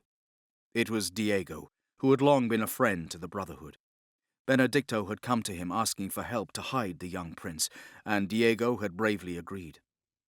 Like the woman Ojeda was tormenting, Diego was afraid. Any sane person would be. But he held his head high. Aguilar was well aware that all Diego needed to do in order to have his life spared, and indeed, perhaps even gain riches as a reward, would be to point at any of the hooded figures in the crowd and shout a single word: "Assassins!" But he did not. Threading his way through the crowd, Aguilar noticed the fleeting look that passed between Diego and the woman. Brief though it was, Ojeda saw it too. With a grunt, the Black Knight twisted the woman's hair once more before hurling her down to the dust. He turned to regard the man who had stepped forward, over whom he towered by at least a foot. "Nobody else knew he was there," Diego continued. Ojeda looked him up and down, then nodded to his generals. "I admire your bravery. For this, I will spare your life." The man released a breath he likely hadn't been aware he had been holding. Ojeda's lips twitched slightly in what might have been a smile as he added, "Hang his family and make him watch. Burn the whole village. The women first. They reek of pig shit and sin." And the Templars dare say they are on the side of the angels, Aguilar thought, white-hot rage spurting through him. He forced it away, forced himself to keep moving casually instead of launching himself upon the hated, brutal enemy. Even now, Diego remained silent, not betraying the Brotherhood. He understood what was at stake, and he knew that, while the assassins yet lived, he and his family still had a chance at survival. Templar soldiers dragged both Diego and the woman, his wife, away. Aguilar kept his head low, the heavy rust-colored hood shadowing his face. Everything in him cried out to change his position, to thread his way toward Ojeda, so that he could claim the kill. But fate would have it that he was closer to another target, and Benedicto even now was subtly moving behind the Black Knight. Resigned, Aguilar maneuvered his way toward the edge of the crowd and slipped around to the back of the single-story building that had housed the prince, climbing swiftly to the roof and flattening himself against it. No one noticed. The townspeople were being manhandled to the ground, while their prince was hauled forth by a pair of soldiers. Ramirez followed them outside, looking triumphant. He watched, gloating, as the soldiers dragged the child across the dusty earth to a cart in which sat the cage. Roughly, they opened the barred metal door and shoved Ahmed inside. "Behold, the Prince of Granada!" shouted Ramirez, his voice dripping scorn. "His father, the Sultan, will surrender his rebellious city, the last safe haven for the infidels. God will punish his people's heresy. Finally, Spain will be under one Templar rule." The assassins permitted him half a moment to gloat. Then, as coordinated and precise as if they had choreographed every move, they attacked. Aguilar sprang from the roof, his hidden blades at the ready. Ramirez saw the assassin's shadow and turned, too late to draw a weapon, but not too late to stare into Aguilar's eyes as the slender metal pierced his throat. Cal stared at his hand, seeing the blade activated, lean and lethal beneath the 5 digits. No, there were 4. He had only 4 on his right hand. The ritual. Stay with the memory, Cal. Aguilar closed the dead man's eyes and rose. "Assassins!" The cry went up, and all hell broke loose. Chapter 6. Aguilar's brothers and sisters had sprung into action the moment they saw him leap. As Aguilar had observed seconds earlier, Benedicto had positioned himself to stand directly behind Ojeda. Somehow, impossibly, the knight seemed to sense the assassin's presence. Just as Benedicto's axe descended in a blow that surely would have decapitated Ojeda, the Templar ducked and whirled with startling speed. A grapefruit-sized fist came up, landing squarely in Benedicto's face. The second blow in rapid succession knocked the assassin mentor to the dusty earth. Aguilar suddenly understood that the reassurances from the Brotherhood, their words that, even if he had been present, he still could not have saved his parents, were not idle. Aguilar was no unbloodied novice. He had fought with his brothers before now against skilled, trained men such as the Templar general he had just killed. But Ojeda seemed more like a force of nature than a mortal man. All this was processed in less time than it took his heart to beat. Out of the corner of his eye, Aguilar saw one of his brothers pull twin swords from his back, smoothly lopping off a Templar soldier's head between their razor-sharp edges. It bounced to the dusty earth, the eyes open and staring in a final expression of surprise. Another slit a throat from behind, a third snapped a neck. Still another kicked a soldier to his knees and finished him off with a powerful step to the throat. But it was Maria who remembered Benedicto's instructions. "Our mission is the boy." While the rest of the assassins, including Aguilar, who was now being attacked on 2 sides, were busy taking down the soldiers, she had headed straight for the cart that bore a young prince in a cage. Each assassin's blades were unique. Maria had adjusted the mechanism on one of her gauntlets to enable her to fire her blade as a projectile weapon, turning it into a throwing knife. Her other blade, Aguilar knew, was twin-pronged. Now she flicked her left wrist and plunged the 2 sharp metal points into the belly of the lone red-cloaked Templar soldier standing beside the cart. As he doubled over, Maria snatched the man's own spear, sprang back, whirled it around, and drew the spear's point along the soldier's neck. He crumpled to the dusty earth. She jumped easily into the seat, slapped the rein sharply across the horses' broad backs, and they obligingly sprang into motion. Aguilar caught this only fleetingly. He was busy taking down those who might follow her. He punched one red cloak, who stumbled backward, whirled to slice the throat of another charging soldier behind him, then completed a full circle to seize the red cloak's head and slam it into the dusty, hard-packed earth. He looked up for a moment, catching his breath, his eyes on the biggest threat present, Ojeda. The man was not only massive and a cunning warrior, he was intelligent. That was why the mentor, Benedicto, had selected Ojeda as his own target. But all of the mentor's skill, experience, and usually unerring sense of timing had in the end proved futile. 3 soldiers were now struggling to subdue a fiercely resisting Benedicto. Aguilar's heart sank, but his grief was replaced by implacable fury. It should have been me. Benedicto was not fueled by hate as I am. I would have taken him. "Aguilar!" Benedicto was screaming, silenced momentarily by a fierce kick to his abdomen. As Aguilar began to move toward Ojeda, the big man's head whipped around. He had seen Maria absconding with the prince. More quickly than a man of his size should be able to move, Ojeda took off for the second wagon the soldiers had brought with them, leapt onto it, and made his way to the front, where he threw one of his own men to the earth and took his place.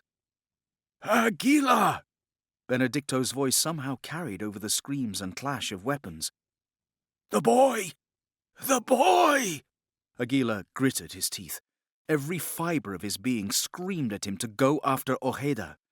The odds against the assassins were not good.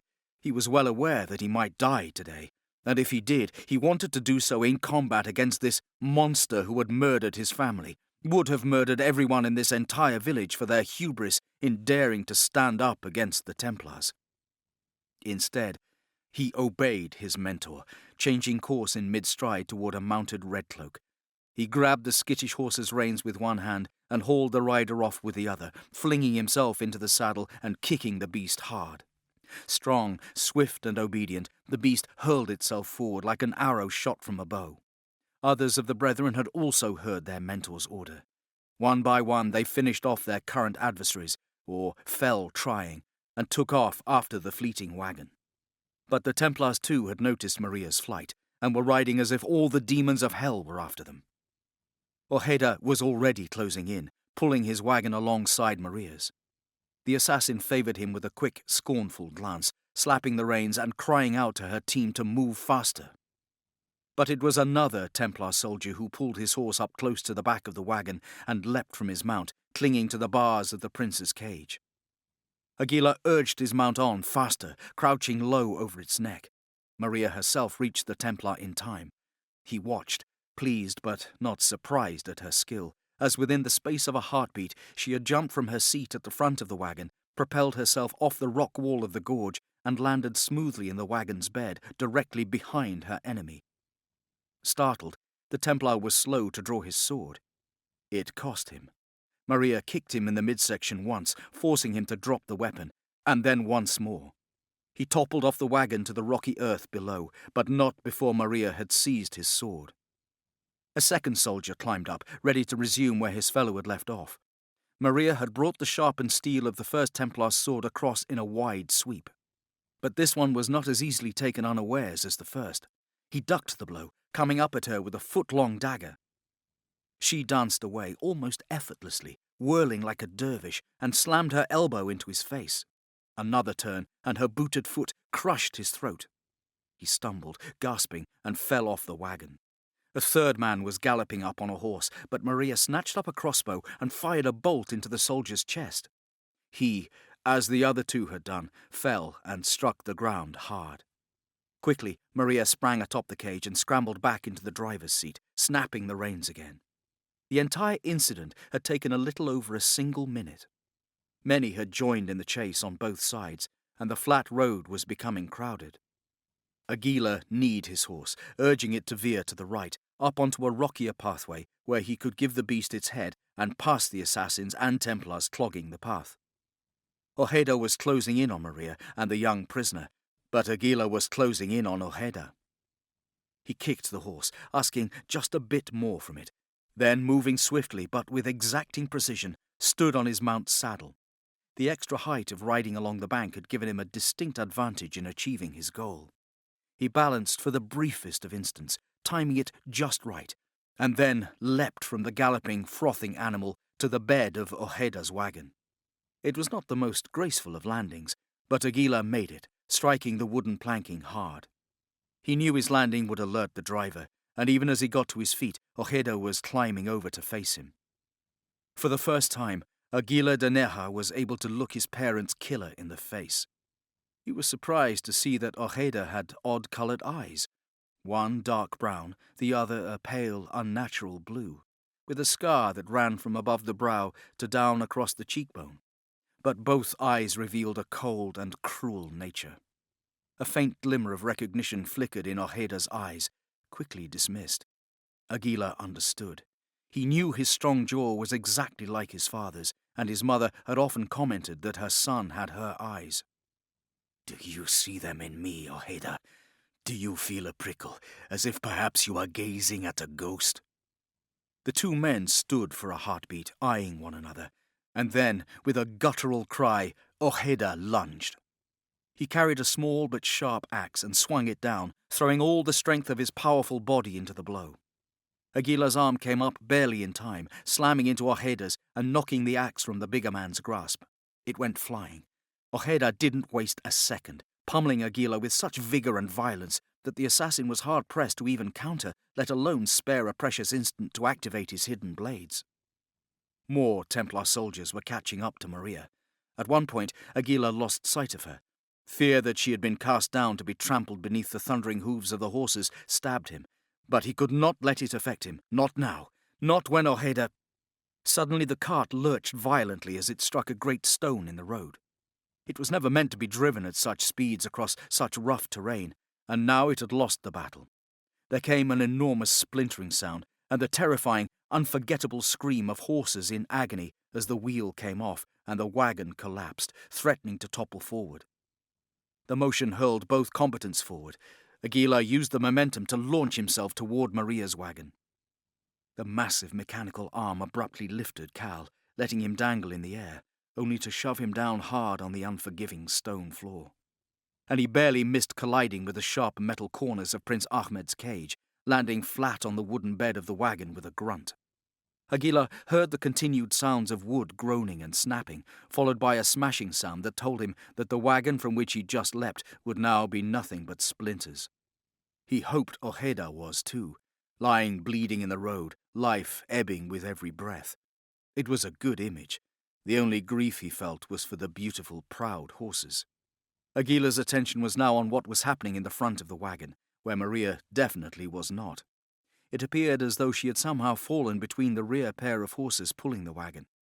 He knew she yet lived, for the Templar soldier was making outraged noises as, oblivious to the assassin in the wagon behind him, he stabbed down furiously with his sword. There was no time for Aguilar to climb over the cage. In one swift motion, Aguilar seized the dagger at his hip, aimed, and sent it hurtling through the air, directly over the head of the startled young prisoner. It struck none of the bars, instead embedding itself precisely as Aguilar had intended, in the throat of the Templar, who tumbled helplessly off the seat, now nothing more dangerous than another obstacle in the road. Aguilar got to his feet and gazed ahead, over the top of the cage. Fresh urgency spurted through his veins as he realized that Maria and her would-be killer had been so intent upon one another, no one had been steering the cart. The horses had simply kept galloping, panicked by the violence and the smell of blood, and they were going to keep galloping, right off a cliff and into the massive gorge that loomed ahead. It was too late to seize the reins and pull the terrified creatures sharply to the left, back onto the road. Aguilar looked down into the wide, frightened eyes of the boy prince, who had not yielded to his terror despite his ordeal. Even as Aguilar's blade extended and he began to pick the lock with its tip, his heart swelled as he heard a beloved voice from the front of the wagon shouting, "Aguilar, the boy!" Her voice heartened Aguilar. He yanked the door open and hauled forth the prince, who was already reaching out to him. The assassin knew he shouldn't have been able to. The horses should have already been over the cliff by now. He realized that, somehow, they had made that left turn, veering and thundering to safety, but the wagon was still speeding toward absolute certain destruction. And he and Ahmed were still in it. The wagon's wheels devoured earth no longer, and it hurtled forward and down. At last, at the end, the prince cried out. But even so, he clung to Aguilar with fingers of steel as the assassin raised an arm. Instead of a hidden blade shooting forth, a grappling bolt soared out, embedding itself securely as the rope attached to it snapped taut. Ahmed slipped. Faster than a snake striking, Aguilar's hand shot out and closed around Ahmed's wrist. The pair swung wildly in mid-air as the motion of their arc brought them around to strike the side of the gorge with teeth-rattling force. The wagon crashed to the ground far, far below them, and above them, his wide face stretching wider in a grin of malevolent glee, stood Ojeda.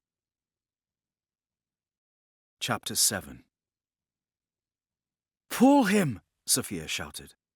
She had hand-picked every member of this team, partially for their lightning-fast responses, and she had never been more glad of her constant effort to achieve perfection than now. The animus arm struck the floor. Cal sagged in its grasp, unconscious, but alive. "Commence rehabilitation," she instructed her team. "Run a systems check and log his condition." Sophia went to the unconscious man, kneeling down beside him. She gazed into his open but unseeing eyes, surprised to find herself having to resist the urge to touch him in a comforting manner. Sophia Ricken was a scientist, and a good one. Scientists could not afford to let themselves grow fond of their lab rats. But so much hinges on him. The words left her lips before she realized it. "You did well, Cal," and her voice was warm. Orderlies came to gather up the limp form.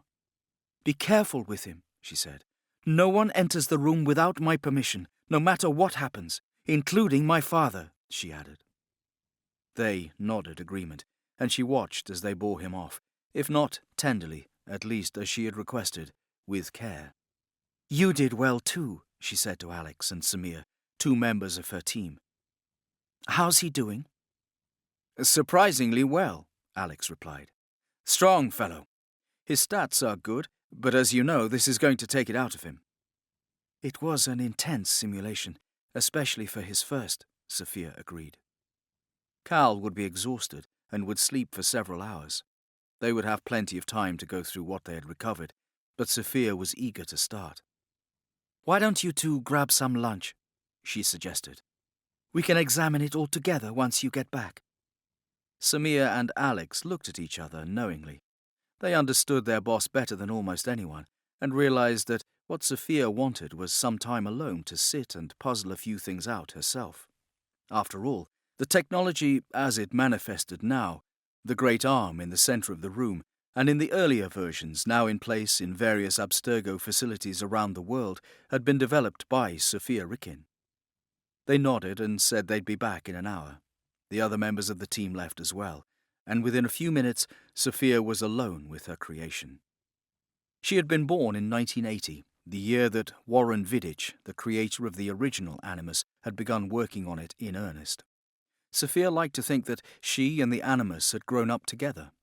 In most of its incarnations, and until very recently, the Animus had been a sort of chair or table where the subject could recline, head engulfed in a special helmet that analyzed brain activity and allowed access to ancestral memories through the subject's DNA. Subsequent recordings of the simulation played out on a computer screen. But Sophia, who grew up with computers as babysitters, had wanted better simulations, ones that were 3-dimensional, life-sized, which allowed observers to experience the event in a manner similar to the way the subjects did. Virtual reality, except on a much more advanced level than anything currently available. She'd also been the one to want to involve the subject's body, to make reliving the memories an active rather than a passive event. Sophia believed the benefits of kinesthetic memory were underrated by most scientists. It would, she firmly believed, create a positive feedback loop. If the subject moved as his ancestors did, his arm drawing back and activating the hidden blades before striking a blow, for example, the memory would seat itself even more deeply in his brain. "It's so obvious, really," she had said to her father as they dined in Paris one night. She could tell, despite his carefully neutral expression, that it wasn't obvious at all to him. Earlier models had featured parts of her sweeping changes. This one was the first to incorporate them all. Now Sophia activated a section of the recording, strode to the floor, and watched it again. While she could see what Cal could see, she could not feel what he felt, and she was grateful for that. Sophia had never harboured a desire to enter the Animus herself, though she had heard that the new director of historical research in the London offices was pushing for all high-ranking Templars to do so. She walked past the recording of Cal kneeling over Ramirez, when he had paused, horrified and uncomprehending. She could have easily lost him then, the first real assassination. But Cal had listened when she called out to him, had stayed with the memory, and, oh, what they had gotten. Everything was so clear, especially considering that it was Cal's first experience. Sophia froze the recording at a different spot and walked around the massive bulk of Ojeda, taking in the exquisite detail of his armor. So much work to make it beautiful, when the leather would inevitably be scarred with marks from blows, and all of it covered with dust and dirt and blood. Remarkable. She could almost reach out and touch the Black Knight. For Cal, such a thing was possible. He could experience the memories through all his senses. When he had killed Ramirez, it was as real for him as if he had plunged one of his blades through a living person while standing right here on the floor. The secret that Sophia Ricken kept from everyone, including her father, was that most of her great scientific breakthroughs had come not just from focus, a disciplined mind, and a thirst for learning. They had also stemmed from her imagination, that of a lonely girl, too important to the great Alan Ricken, Grand Master Templar, to be permitted to play with ordinary children, but not important enough for him to notice that play had been precisely what she had desperately craved. So Sophia Ricken had created her own stories and provided her own playmates in the form of imaginary friends. Because she liked history, they were boys and girls from various historical eras, and because she liked science, they all came to visit her through a time machine. She had not created a way to literally travel back in time, but the Animus offered the closest experience that science could provide. The huge Templar standing, frozen in the center of the room, was the culmination of an idea conceived when she was 5 or 6. She had given form and voice to that which resided only in the memories of a man long dead. She looked over again at the frozen hologram of Callum Lynch. They had more in common than he probably would ever have thought, and in a way, Sophia envied him. Alan Ricken, CEO of Abstergo Industries, Grand Master and member of the elite inner sanctum of that order, was a citizen of the world, but he was also an Englishman, and his office in London was his favourite. He'd been there just last evening. He'd arrived in Madrid rather later than he had hoped to, due to wrapping up some unpleasant business there. In fact, he had just received word an hour ago that he was wanted back there again tonight. Alan Ricken certainly gathered no moss. He was glad that things seemed to be moving well with Sophia's research. Recently, it had been made clear to him that not every high-ranking Templar's views aligned with his and those of the elders, and that needed to be nipped in the bud as swiftly as possible. Ricken had to admit the Madrid office of the Abstergo Foundation ran a close second to the Abstergo Industries London one. Most of this was Sophia's world, and he indulged her in it. But this office was his, and it reflected what he thought beautiful and worthy, and befitting his myriad stations in life. Fine art covered the walls, depicting great moments in Templar history. A map of the world adorned the wall behind him. Small green dots indicated Abstergo offices, and small white ones, sites of particular Templar interest. In some cities, such as London, they overlapped. Above the map was a row of clocks that showed the time in every single major city. A truly special and rare item, a white flag with a red Templar cross which had been flown by the great Templar Grand Master Robert de Sable during the Crusades, stood in solitary splendour in its own case. Fragile, leather-bound books rested in displays safely behind archival glass. Antique weapons rested in others, some, like shields and a row of swords bearing Templar crosses, from Ricken's own history. Others, like the Morning Star, the crossbows, early wheel-lock pistols, arquebuses, and the intricately wrought smokescreen bombs, crafted to look like filigreed containers of scented oils, had been wielded by assassins.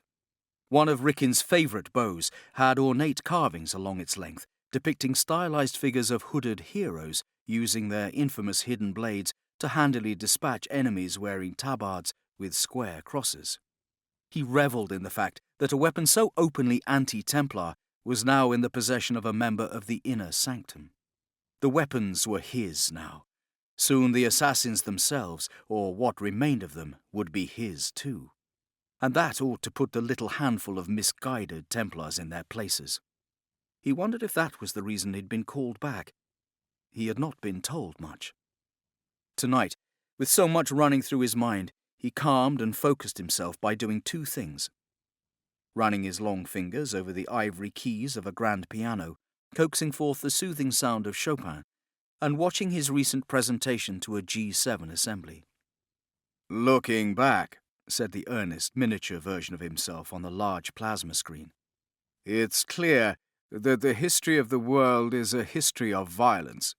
Last year, the economic impact of antisocial behavior was $9 trillion.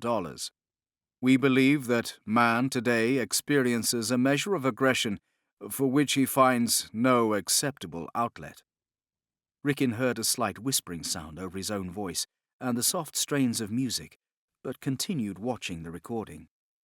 "Now," his image continued, "imagine if all these costs could be channeled elsewhere, toward education, healthcare, new technology. Do I look old to you?" The current Rickon interrupted himself, addressing his daughter, who had moved to step beside him. She had changed out of her white doctor's coat and into a simple black dress. "Yes, father," Sophia replied, impolitely but accurately. "Because you are." Rickon smiled self-deprecatingly. "Well played," he said. "I suppose that at my age vanity must seem a bit pathetic. 65 years is a long time to contemplate anything, I suppose, even oneself." Her slight smile widened, warm with affection. "You look great." "So," he said, rising and looking out the window at the city of Madrid spread out below, "the regression went well?" "Lynch is the one," she stated. Rickon raised an eyebrow. Sophia was nothing if not cautious, as befitted a scientist, but she was obviously completely confident in her assessment. "A direct descendant of Aguilar. Everything was clear in there. For the first time. We've done so many regressions, and they've all had varying degrees of success. But this one, quite remarkable." She kept her eyes on the father on the screen rather than the father in the room with her, listening to his speech raptly. "With your help," that Alan Rickon was saying, his lined but still handsome face radiating earnestness, "Abstergo can go from market leaders to pioneers of what we all dream of, a more peaceful world." The G7 audience erupted into thunderous applause. Sophia smiled. "I see you stole my lines again," she quipped. "I only steal from the best," Rickon replied. From another man, it would have been a joke. Sophia knew her father was utterly serious. "And the apple?" "It's within our grasp." She was cool, but still confident as she turned to him, a hint of a victorious smile playing on her lips. "What happened in there?" Rickon asked, dropping any pretense of small talk. "You said it went well. Why did you pull him?" "I had to," Sophia replied. "We have to keep him healthy. He was still recovering from the tetrodotoxin when McGowan tranquilized him, and we put him straight into the animus. Hardly the best of ways to earn his confidence. But I think I can do it, and once we've got that, I know he'll lead us to it." Rickon, fastening his cufflinks for the evening ahead of him, would have none of it. "Push him," he ordered. She smiled at him, almost indulgently. "That's not how the animus works." Rickon knew he intimidated people, and he used that knowledge to his advantage. Most Templars would have leapt to obey his demand. Sophia had simply smiled. She had never been intimidated by him, not once in all her years on the planet. This both pleased him and exasperated him, and right now he was experiencing the latter emotion. Rickon thought back to his earlier comment about looking old. As he fumbled with the cufflinks, the arthritis in his fingers further reminded him that, as Sophia had so honestly said, he was old. His breath escaped in an irritated sigh. Sophia stepped beside him, as dark and silent as a shadow in her black dress. Her nimble fingers fastened the cufflink and smoothed the cuff affectionately. "Here you go." Despite her scientific detachment, Sophia had a kindness to her that Rickon had lost long ago, if indeed he had ever possessed it. With quiet sincerity he said, "Thank you." Their eyes met. She had her mother's eyes, not his, blue and wide as the sky. But she had inherited his stubbornness, his single-mindedness of purpose. And it was that, along with her ferocious intelligence, which had brought them both to this moment, poised on the brink of greatness. 1917. Rutherford split the atom, Rickon said quietly. He held her gaze as her eyes searched his, wondering where he was going with this. 1953. Watson and Crick find the double helix. 2016. And he paused, savouring this, permitting himself to relish the sense of pride sweeping through him. My daughter discovers the cure for violence. Sophia looked down, uncomfortable with the comparisons. She shouldn't be. No Templar should ever be anything but proud of their talents, skills, intelligence, and accomplishments. Gently, he took her chin between thumb and forefinger, raising her head so that she looked up at him. We chose your name well, your mother and I. Sophia was Greek for wisdom. You've always been brighter than me. A soft, perhaps regretful chuckle left his lips as he graced her with one of his few genuine smiles. He dropped his hand and took a breath, steeling himself for the evening ahead. Now I'm late. I have to head back to London tonight.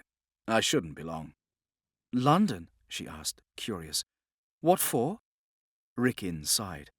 I have to report to the elders. Chapter 8. Rickon was not used to being summoned, but even he answered to someone, and that someone was the group of elders. And when they called, specifically when their chairwoman called, he came like an obedient dog.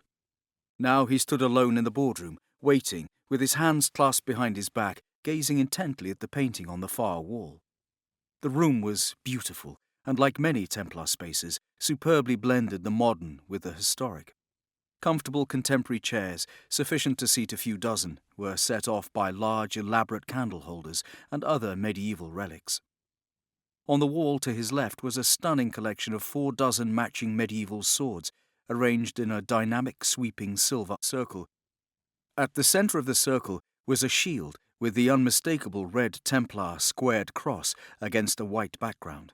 Spears and small gleaming hand axes completed the display. But it was the painting that held Rickon's attention. Its hues, even after so many centuries, were still warm and rich, and the attention to detail was striking, given so many small figures. He recalled the term for the action depicted on the painting, auto da fé. Translated literally from the Portuguese, it meant act of faith. It referred to a very specific act of faith, that of burning heretics alive. The master artist had presented a variety of onlookers, from royal to commoner, watching, presumably with great delight and perhaps religious ecstasy, as figures met their maker on the orders of the Grand Inquisitor, whose diminutive form was seated between an equally tiny king and queen. He heard the click of high heels on the marble floor, but continued to regard the painting. The voice behind him was elegant and precise, and he turned to face its owner. Francisco Rizzi's work, said Ellen Kay, the chairwoman of the board of directors and the leader of the council of elders. She was a slender, poised, older woman, almost as tall as he, chic and conservative in a tailored navy business suit with a cream-coloured silk blouse. The painting's title is Auto da Fe in the Plaza Mayor de Madrid, depicting the event held there in 1680. I thought the Queen was too old for Isabella, quipped Rickon. 1491 was a much more significant year for us, she said, ignoring his attempt at humour. War, religious persecution, and the closest Father Torquemada or any of our order came to finding the apple. Rickon stepped toward her, and she smiled faintly. "How are you, my friend?" she asked, not without a hint of kindness. He bent and kissed her outstretched hand. "Well, Your Excellency," he replied, gracing her with one of his own smiles. "But I rather suspect you didn't call me back from Madrid tonight simply to look at paintings, fine and inspiring though they might be." He was right, of course. Kay was known for not mincing words and cut straight to the point, speaking briskly but with a hint of regret. The words were devastating.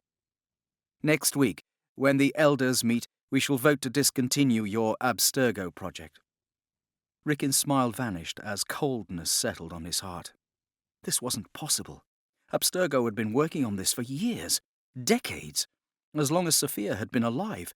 Just in the last few years alone, they'd progressed by leaps and bounds, developing technology light years beyond what anyone thought was possible, and systematically knocking down barriers to their ultimate goal. 30 years is a long time to pursue a fruitless dream, Kay continued implacably. We feel that 3 billion annually could be better spent elsewhere. She knew nothing. His voice was ice as he replied. 3 billion is nothing compared to... We've won. Rickin blinked, unsure as to what she was saying. I beg your pardon? People no longer care about their civil liberties, she continued. They care about their standard of life. The modern world has outgrown notions like freedom. They are content to follow. Rickin's voice was a purr, but rich with warning. I wonder how many of our forefathers made the same mistake, sitting complacently on their thrones while a single voice of protest brought them down. The chairwoman blinked. She was unaccustomed to being contradicted. Rickin went on. The threat remains while free will exists.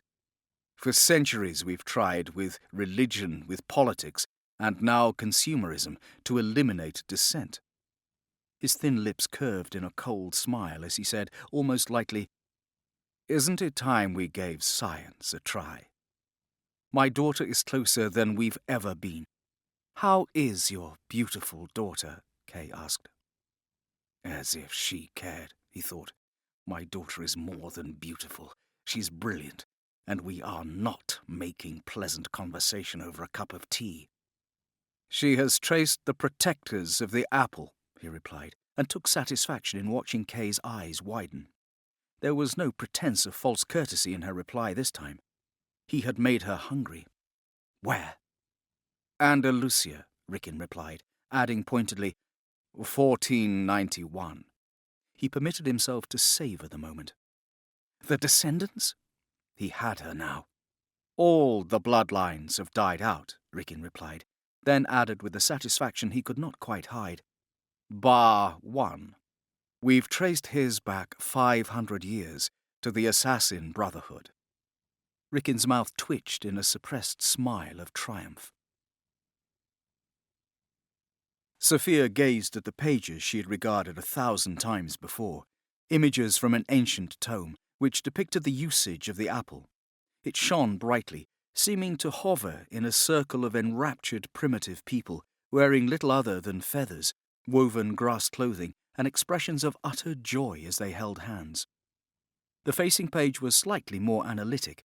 The long-ago artist had tried to break down the construction of the apple, but despite his diligence that had survived centuries, the blueprint raised more questions than it answered. But now it had a fresh relevance. It was, as Sophia had told her father, within their grasp. A sudden movement caught her eye, and she turned to look at a clear screen.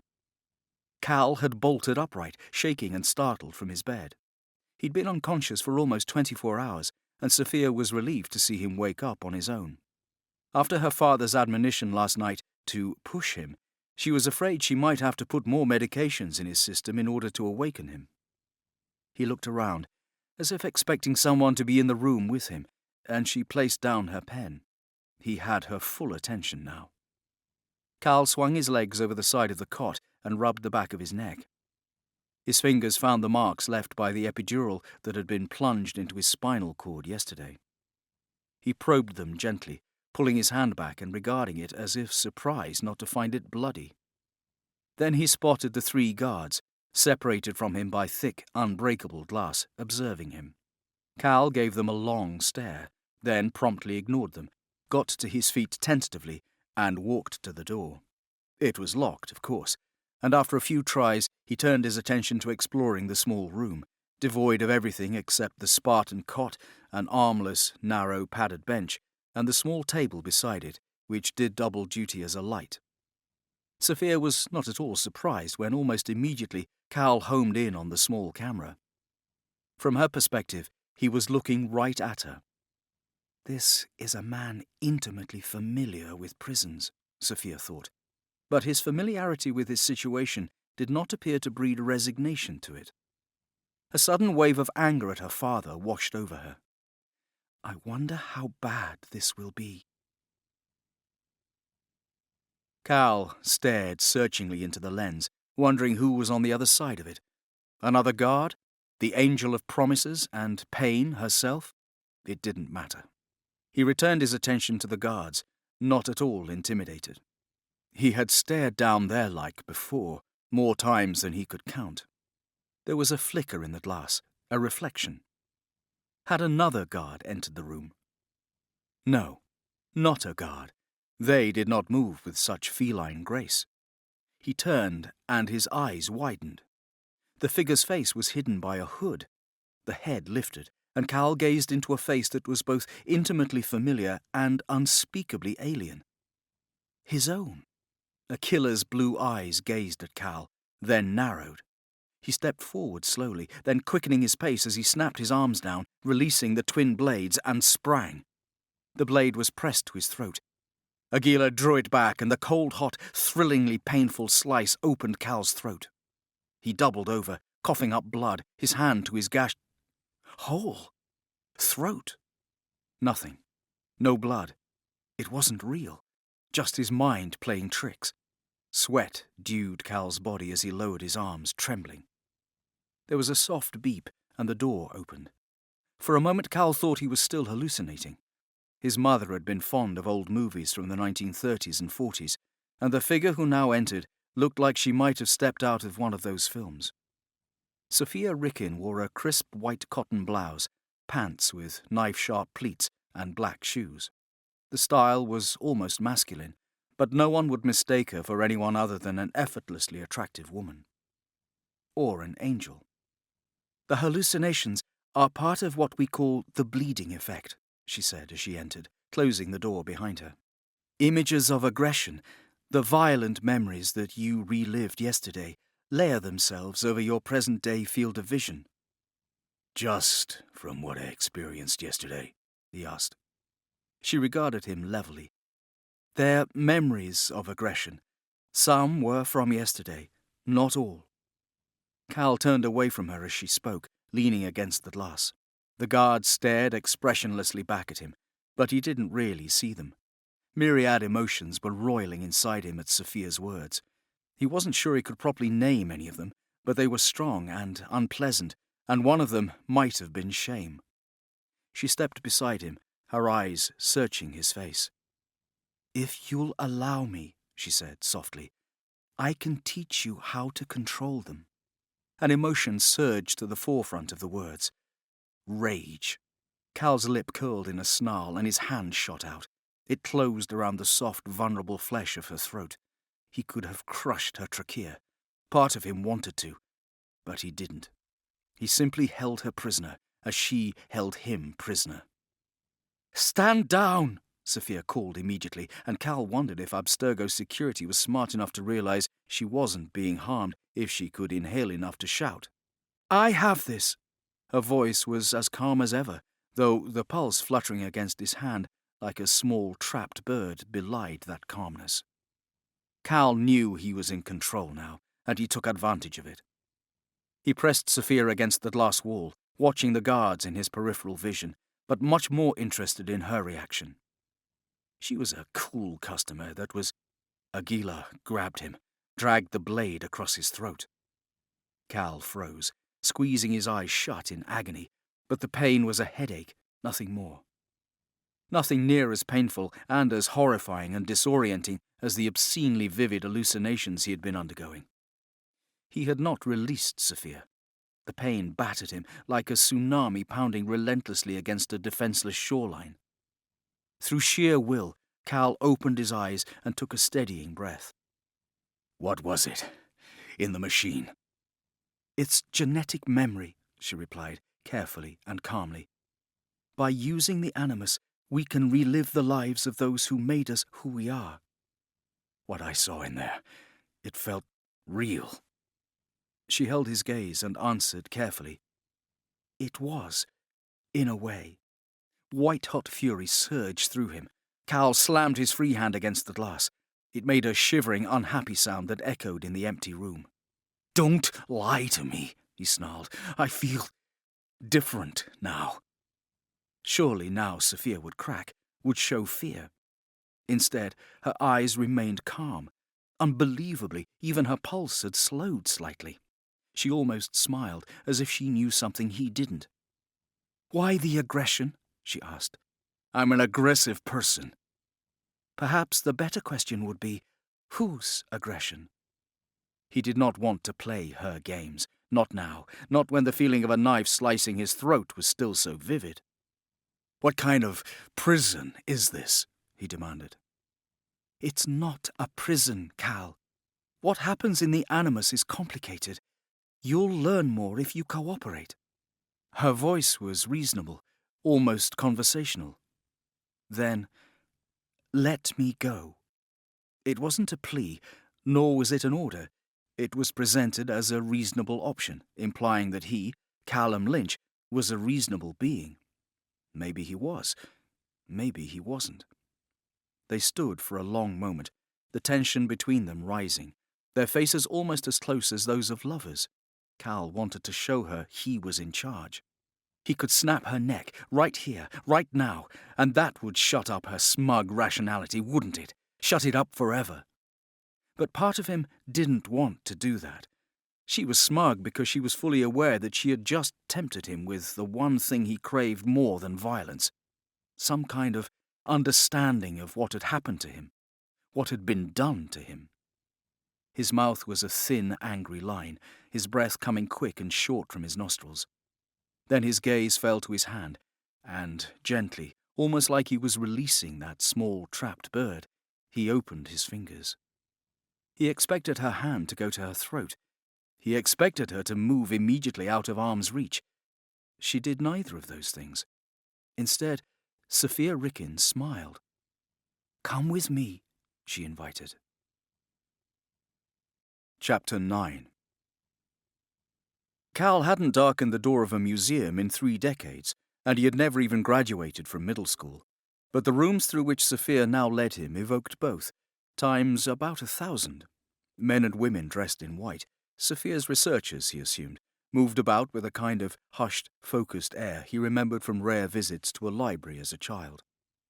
There was plenty of light, but Cal could tell it was a special kind of light, and even as it illuminated, it gave the room a secluded, almost cloistered feel, accentuated by the carved stone archways through which they passed. Weapons were in evidence here, but only as antiquities to be carefully catalogued and analysed.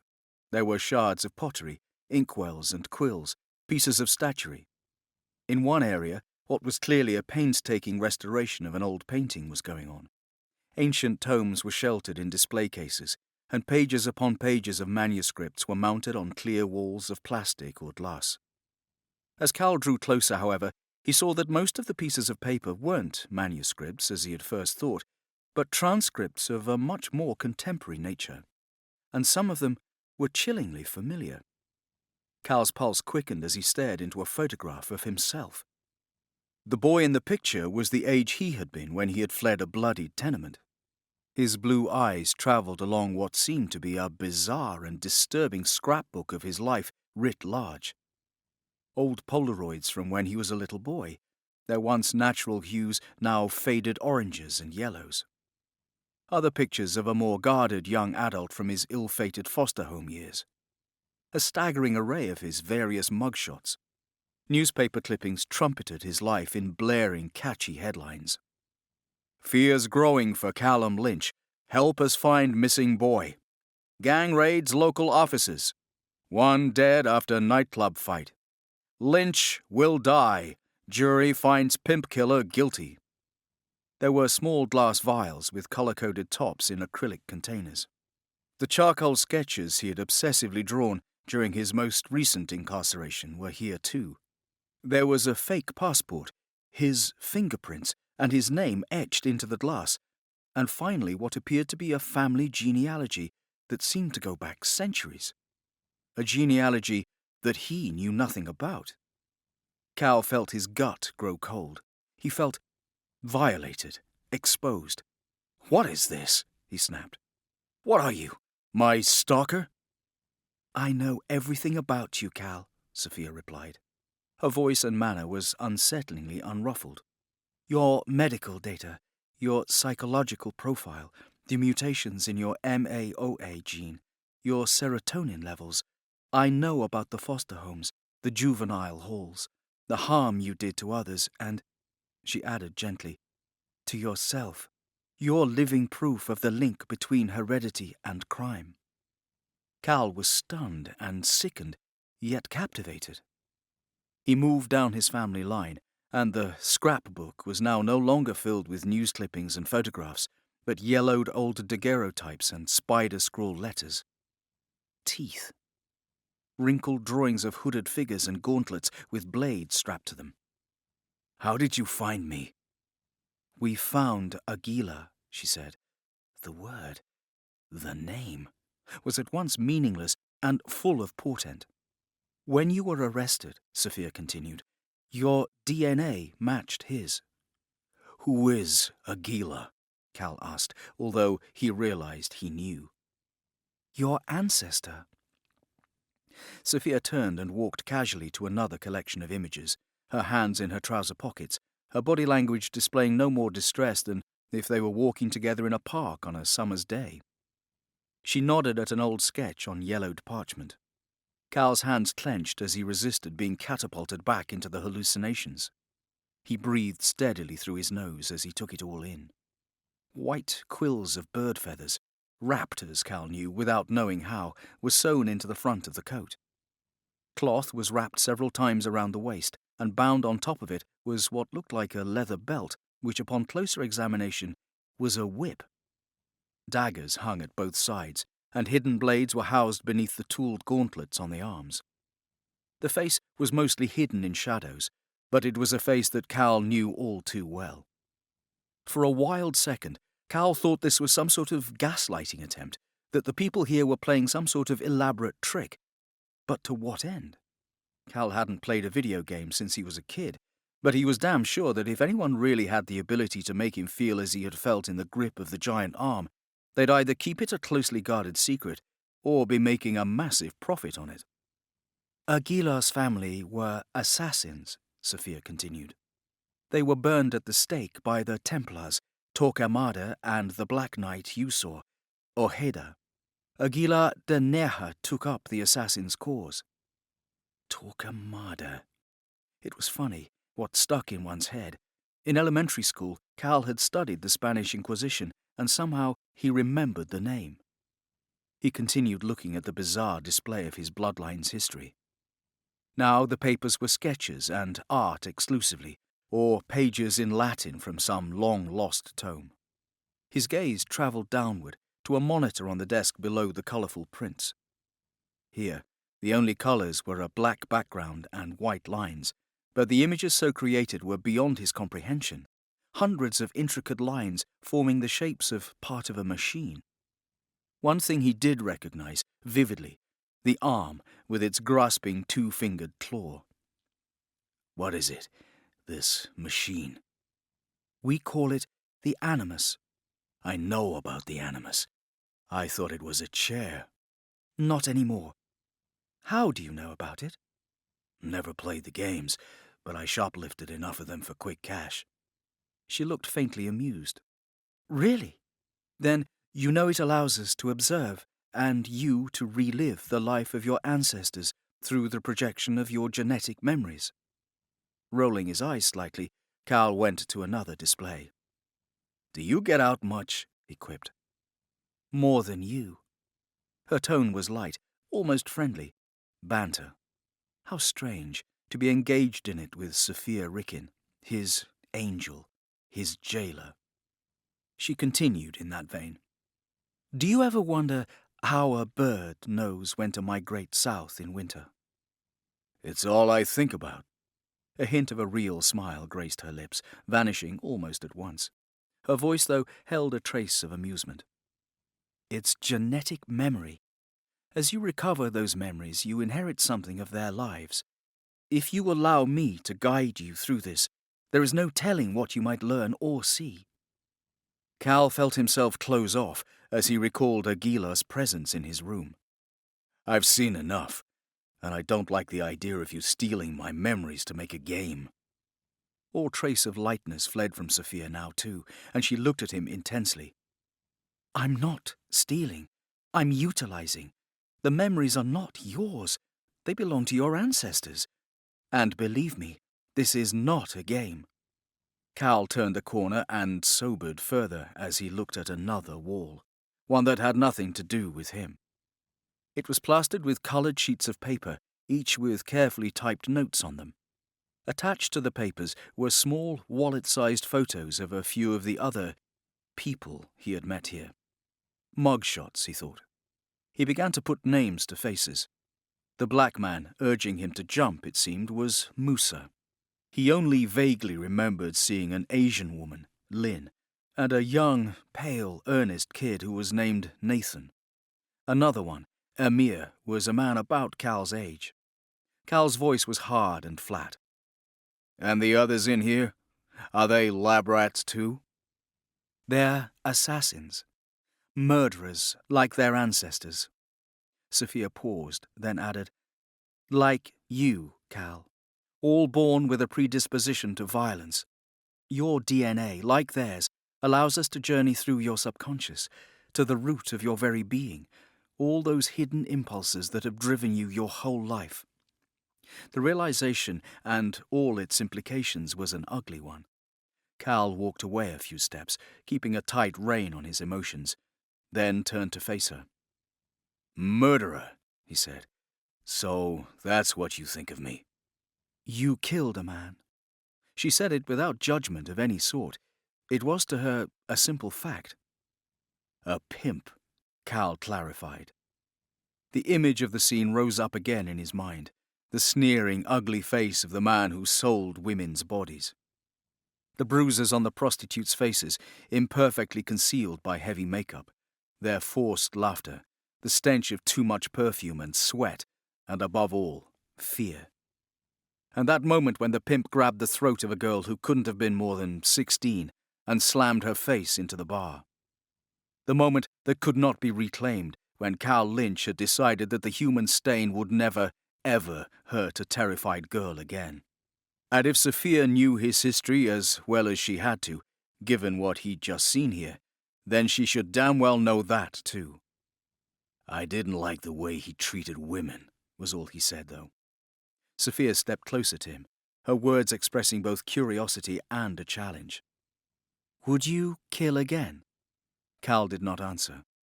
As he looked down, his gaze fell on a photograph. Unlike his, it was framed, with care and respect. He picked it up and examined it. It was an older one, though it had been taken within the realm of memory. It looked a bit like the pictures of himself he had just seen, with the colours fading, but the images still clear. There were two people in the picture. One was an attractive, laughing woman with shoulder-length dark hair, wearing a crisp white blouse and jean overalls. Her arm was protectively around the second subject of the photo, a toddler with wide blue eyes seated atop an old-fashioned rope swing. There was something about the little girl's expression of focus as she gazed at something other than the photographer that he recognized. Nice, he said. Then, archly, happy families. Apple of your mother's eye. She must be very proud. Sophia's expression had gone from lively and curious to soft and a little sad, even as a wistful smile curved the corners of her lips. I wouldn't know, she said. She was killed by an assassin, like your mother. She let the words linger there, letting him absorb what she had just said. Sorry, he said. And to his surprise, he realized he meant it. Cal let the silence stretch on for a long moment before he said, My old man killed my mother. Which, doubtless, Sophia knew too. And how does that make you feel? The girl mourning her mother had retreated into the shadow of the scientist. Like killing him, Cal said bluntly. He turned and continued his perusal of the room. Sophia followed. Either we let this affect us for the rest of our lives, or we do something about it. You turn to violence. eye turned to science. Cal's attention was drawn to a row of metallic spheres arranged on clear plastic stands. They were all of the same size, smaller than a baseball, a little larger than a tennis ball. Each was subtly different in its design, however, and he idly reached to pick one up. It was heavy. The Templars call it the artifact, the assassins the apple, Sophia said. Cal examined the orb, glancing at the various pieces of parchment that had sketches or commentary about the item as she spoke. The Bible tells us it contains the seed of man's first disobedience. Cal was fascinated by the decorated sphere in a way he couldn't understand, absently pulling up a chair and sitting as if he belonged in the room, rolling the thing around in his fingers. Sophia perched on the desk area in front of him, reaching around for a mouse and calling up something on the monitor. As she spoke, she clicked the mouse, and myriad blueprints of the apple appeared on the monitor. They appeared to be similar to those Cal had seen of the animus, and he wondered if it was based on the same technology. But there are those of us who believe it has its basis in science, that within its genetic code, God, or some ancient civilization, has left us a roadmap to understand why people are violent. They locked gazes for a moment.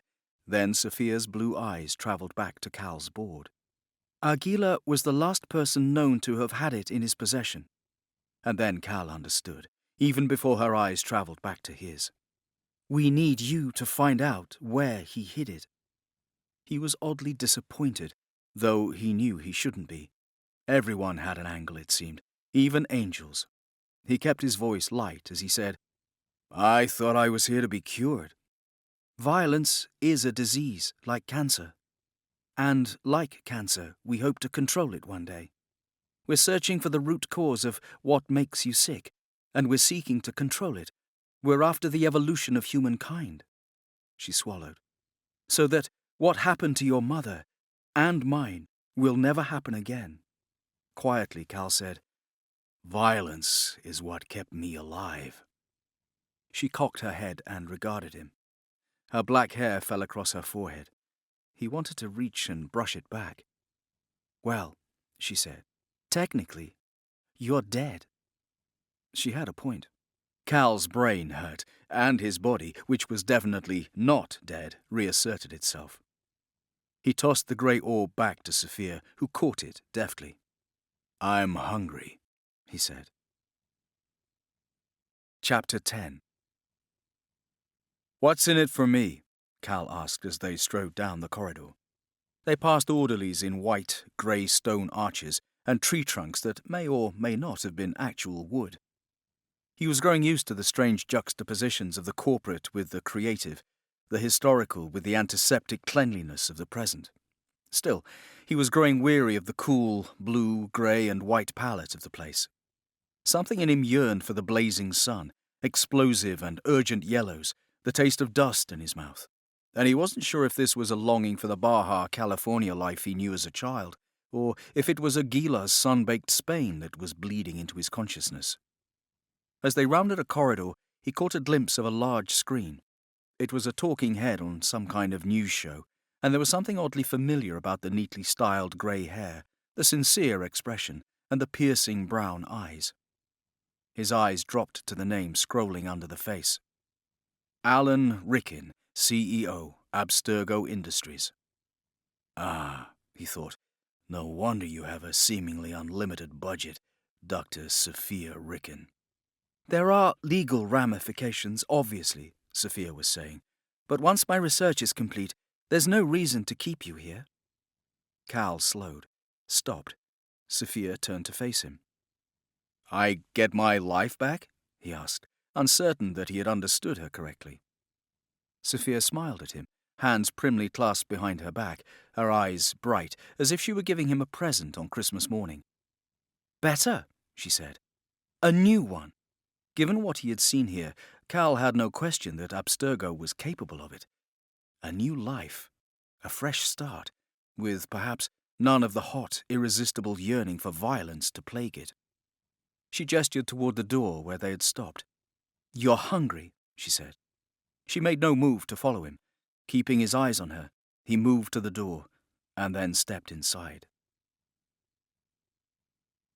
What Cal assumed was the common room was similar to everything else he had seen thus far in the Abstergo facility.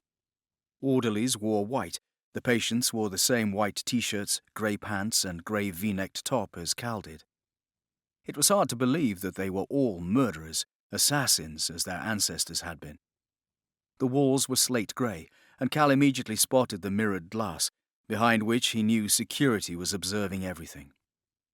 There were a couple of guards in the room as well, keeping to the sides, trying and failing to be unobtrusive.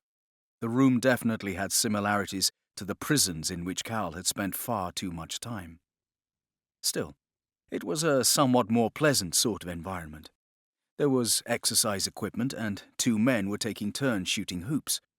Cal heard the distinctive kapok-kapok of ping-pong. Over it, he could hear birds chirping. A variety of foliage, from trees to shrubbery to fruits and vegetables, appeared to be thriving. The thought of food made Cal's stomach rumble, but he couldn't settle down into this environment despite his very real hunger, and found himself facing the mirrored walls, trying to peer within. As he was staring at the guards he couldn't see, someone approached him. It was the black man with the neat white beard Cal had met on his first day, the one who had encouraged him to jump. Now he was smiling. He stood exaggeratedly straight, one arm held stiffly behind him. He stepped back a pace or two, sweeping his other arm out grandly toward one of the group tables. "How about here, sir?" he said, as if he were the maitre d' of the place. Cal looked at the 2 tables as the man patted an empty spot on the bench. "It's an open menu, but we do recommend the chicken." Keeping his eyes on the man, Cal slid onto the seat. Across from him was an older Asian man, his long grey hair falling in a tight braid halfway down his back. He paid Cal no attention. A young orderly approached, her voice and manner pleasant, her hair in a tidy, professional bun. "What can I get you, Mr. Lynch?" she said, smiling. "It's an open menu, but we do recommend the chicken." The man's eyes danced, but his face remained solemn. "I'll have steak," Cal said, never taking his eyes from his odd companion. "Steak for the pioneer," the man exclaimed, as if instructing the orderly in her duty. "And how would sir like that cooked?"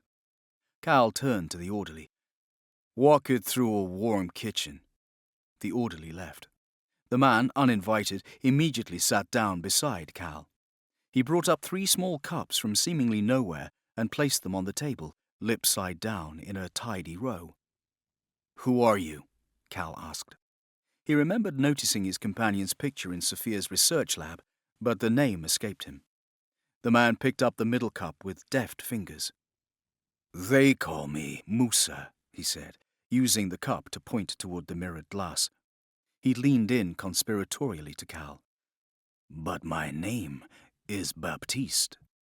His dark face took on a strange, serious expression. "I'm dead 200 years now," he said. Then he added, his voice lowering, "Voodoo poisoner." He held Cal's gaze for a long moment. Cal tensed, ready to defend himself. Then Musa's face dissolved into an impish grin. "I'm harmless," he laughed, giving Cal a wink. "No, you're not," Cal thought. "You're a killer, just like me. And you told me to jump." Cal felt eyes on him, and his gaze wandered to meet that of a tall, gangly young man with tousled brown hair. The kid didn't flinch or look away, instead staring intently at Cal with a hard look on his face. Nathan, Cal remembered. He had also been in the garden when Cal had stumbled in, still fighting the drug in his system.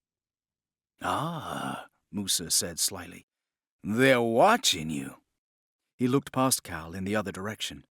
Cal turned to see that someone else was staring at them, the Asian woman, Lynn, her long, sleek black hair tied back in a ponytail.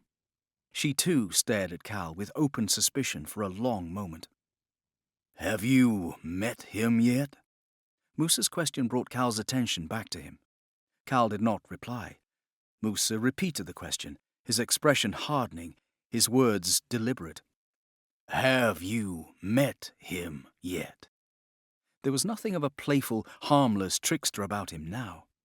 When Cal still did not answer, Musa wordlessly rose, plunking down his 3 small cups that Cal now realized were designed to perform the old find the missing ball trick. "We are the last to protect the apple, my friend," Musa warned as he walked away.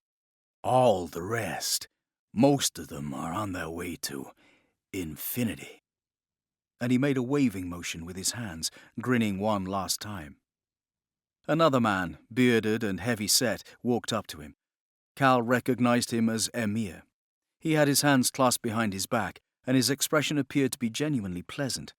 Smiling, he said, "So, the last shall be first, and the first last. For many be called, but few chosen. This belongs to you."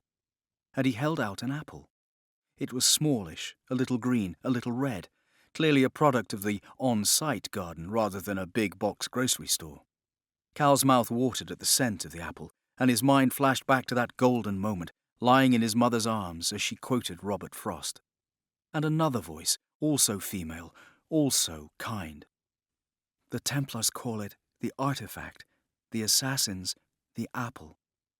And then there was that bizarre comment of Musa's about protecting the apple.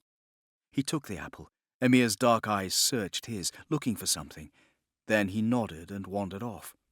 Cal watched him go, baffled, and shook his head.